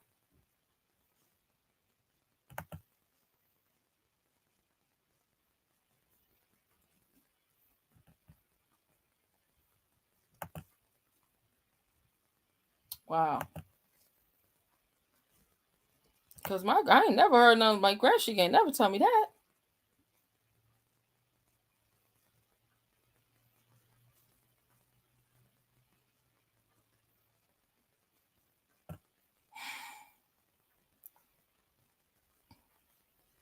Shout out to all the Moors that's coming on. Shout out to everyone who is coming on, make sure that you like, share, and subscribe if you haven't already.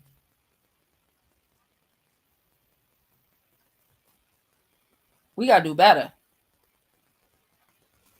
I mean, we have to absolutely do better. We have to hold the leaders to a high standard. And if leaders don't want to lead as they're supposed to, we need to show them the door. They need to sit down. And if you don't have enough courage for truth to tell these leaders to sit down, make these leaders sit down, then you're not fit for this. We got to stop playing. This is our actual lives.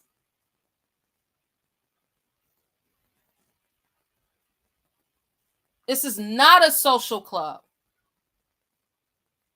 And that's how we've been treating it, as if it is a social club. You know, sometimes I talk to Moors outside of like sometimes I'm speaking with Moors, and like we're handling business. And you know, most Moors don't even know how to speak just regular without saying Islam every couple of seconds. So we're handling business with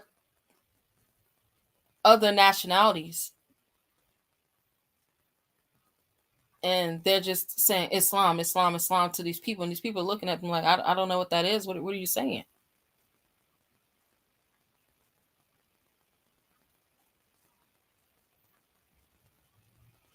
It's as if we lose all sense of intelligence.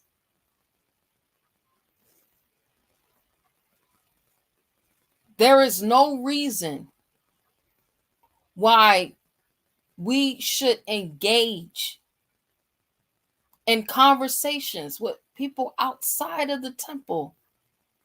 And every word that we're saying is Islam.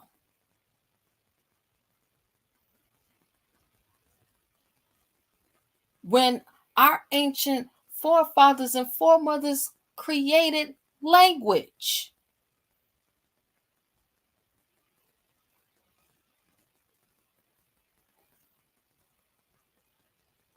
Islam, Brother William Jolly Bay.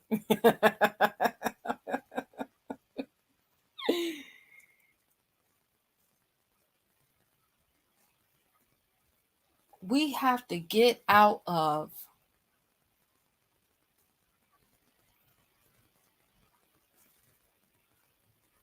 just thinking that it's going to work with my little small group over here, my little small group over there, my little small group over here. I literally work with any and everyone.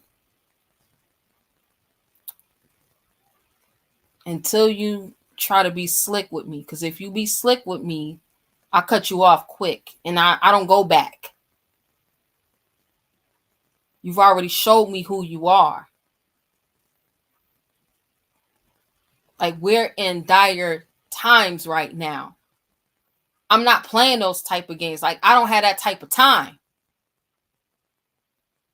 So when you be slick, you show me who you really are, I don't deal with you no more. This is the reason why you don't see K. Glover Ill, Arnell Bay, and photo ops with Moors that we used to be with.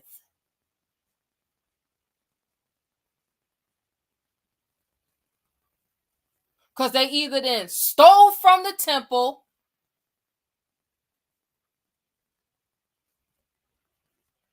they either had said something or done something. They either owe us money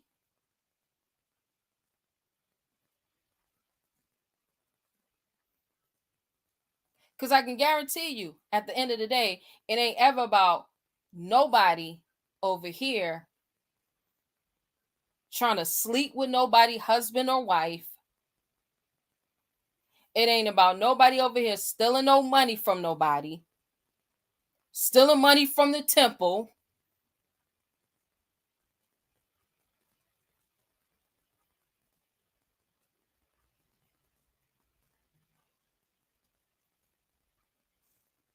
But I don't do fake real well. And anybody that know me know I don't do fake.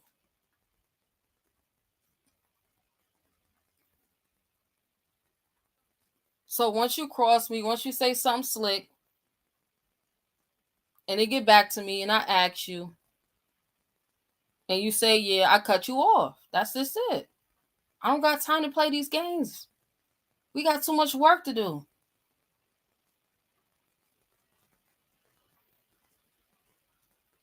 And I'm like the prophet, ain't no favorites in the temple. You get your Holy Quran of the Moorish Temple of America, you get your divine constitution of bylaws, and you make it happen.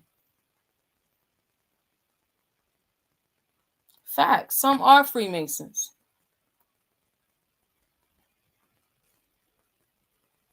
You're right. Higher thinking comes with those that govern the government. That's right. Turn it on and off at will. At will. That takes skill.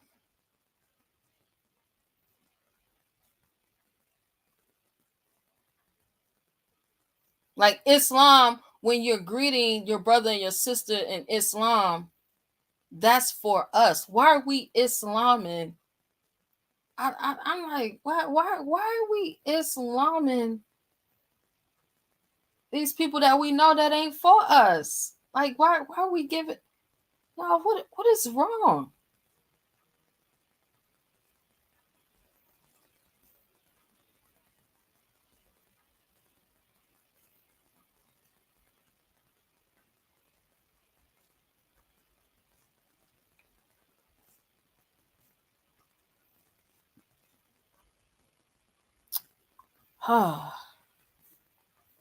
So yeah, y'all, that's just one. The prophet is just one of the American prophets. That was the brother of Chief Tecumseh, Prophet Tezcatlipoca. There's many other American prophets. I've taught on them, constantly teaching on them. If you want to learn more about the American prophets, join, subscribe. I'm going to put the link in the chat.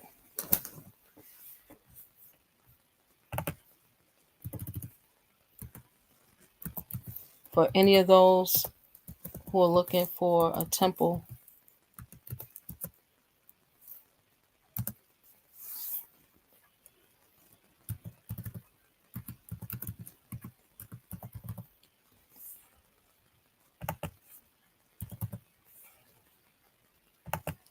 Also put our phone number in the chat. If you want to call us, you can.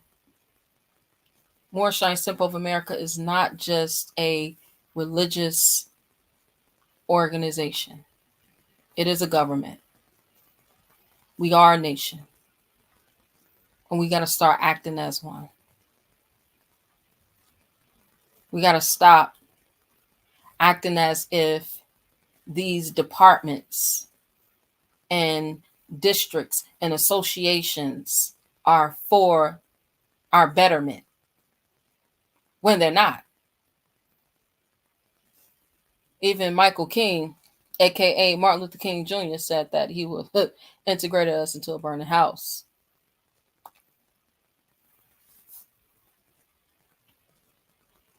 Yeah, I don't care how Moors try to slice it, these organizations, these quasi-government institutions and things of that nature, that this stuff ain't for us.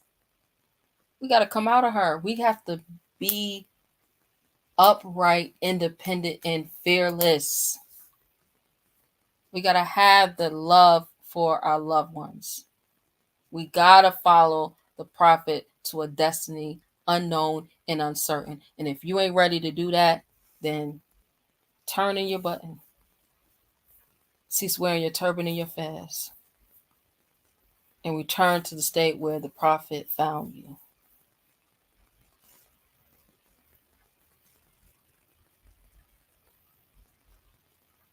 Because this is about building on human needs. And if you don't start with self to build up your own human needs, please stop thinking that your Grand Sheik is going to do it for you. Because I'm not. I'm not doing it for you. I can give you what it is that Allah has given to me as my portion.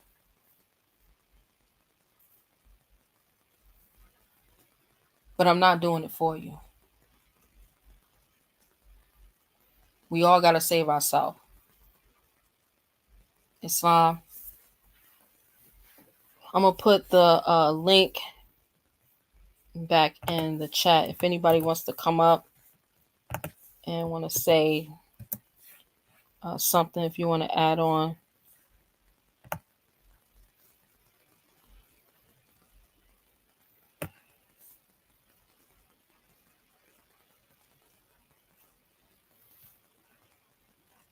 Yeah, if anybody wants the book, this is the book is titled Tecumseh and the Prophet. I'll put the link in the chat for you as well. That's on Google Books, so it's a free book. You can also grab it from archives.org. Right, it's in there as well. Also, this is the 2022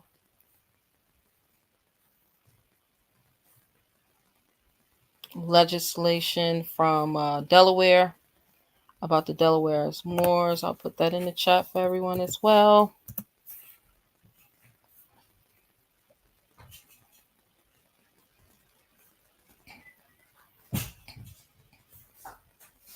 Islam. Shout out to everybody who came out, those who listened, those who participated.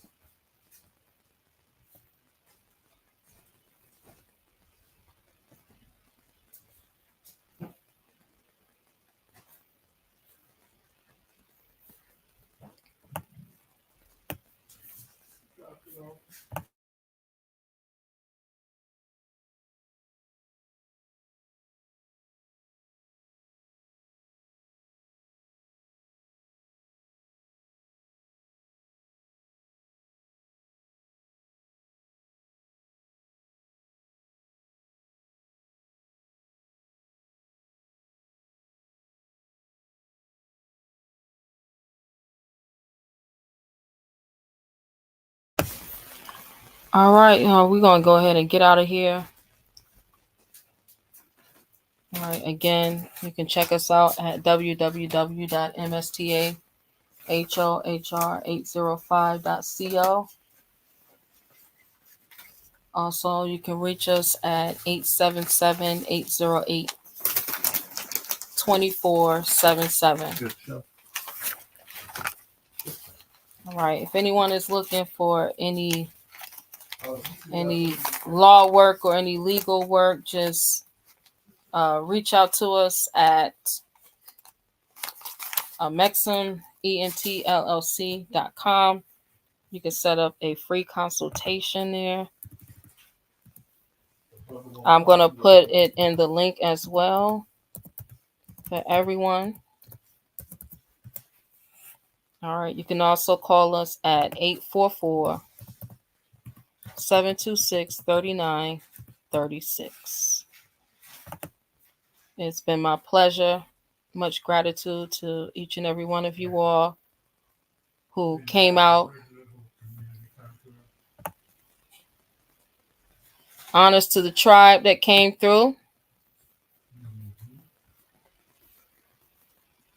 Indeed. So we'll be back here tomorrow. Like I said, I'm going to tie in the Snyder Act. I got so many calls about the Snyder Act. So I'm going to tie in the Snyder Act tomorrow and with our Holy Night meeting. So tomorrow, Holy Night meeting is at 7 p.m. Central Standard Time. Be on time, Moors. Be on time.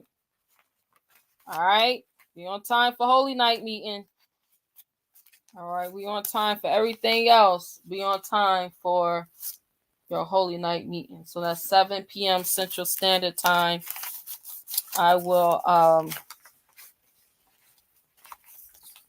I'm gonna also be doing some collaborations real soon with someone. I'm not gonna announce it yet, but it's gonna be big, y'all. It's gonna be a movie. All right. So with that being said, we want to say Islam to each and every one of you all. Much gratitude. The playback is definite. It will definitely be on once I end the live stream. All right. Let's get this going.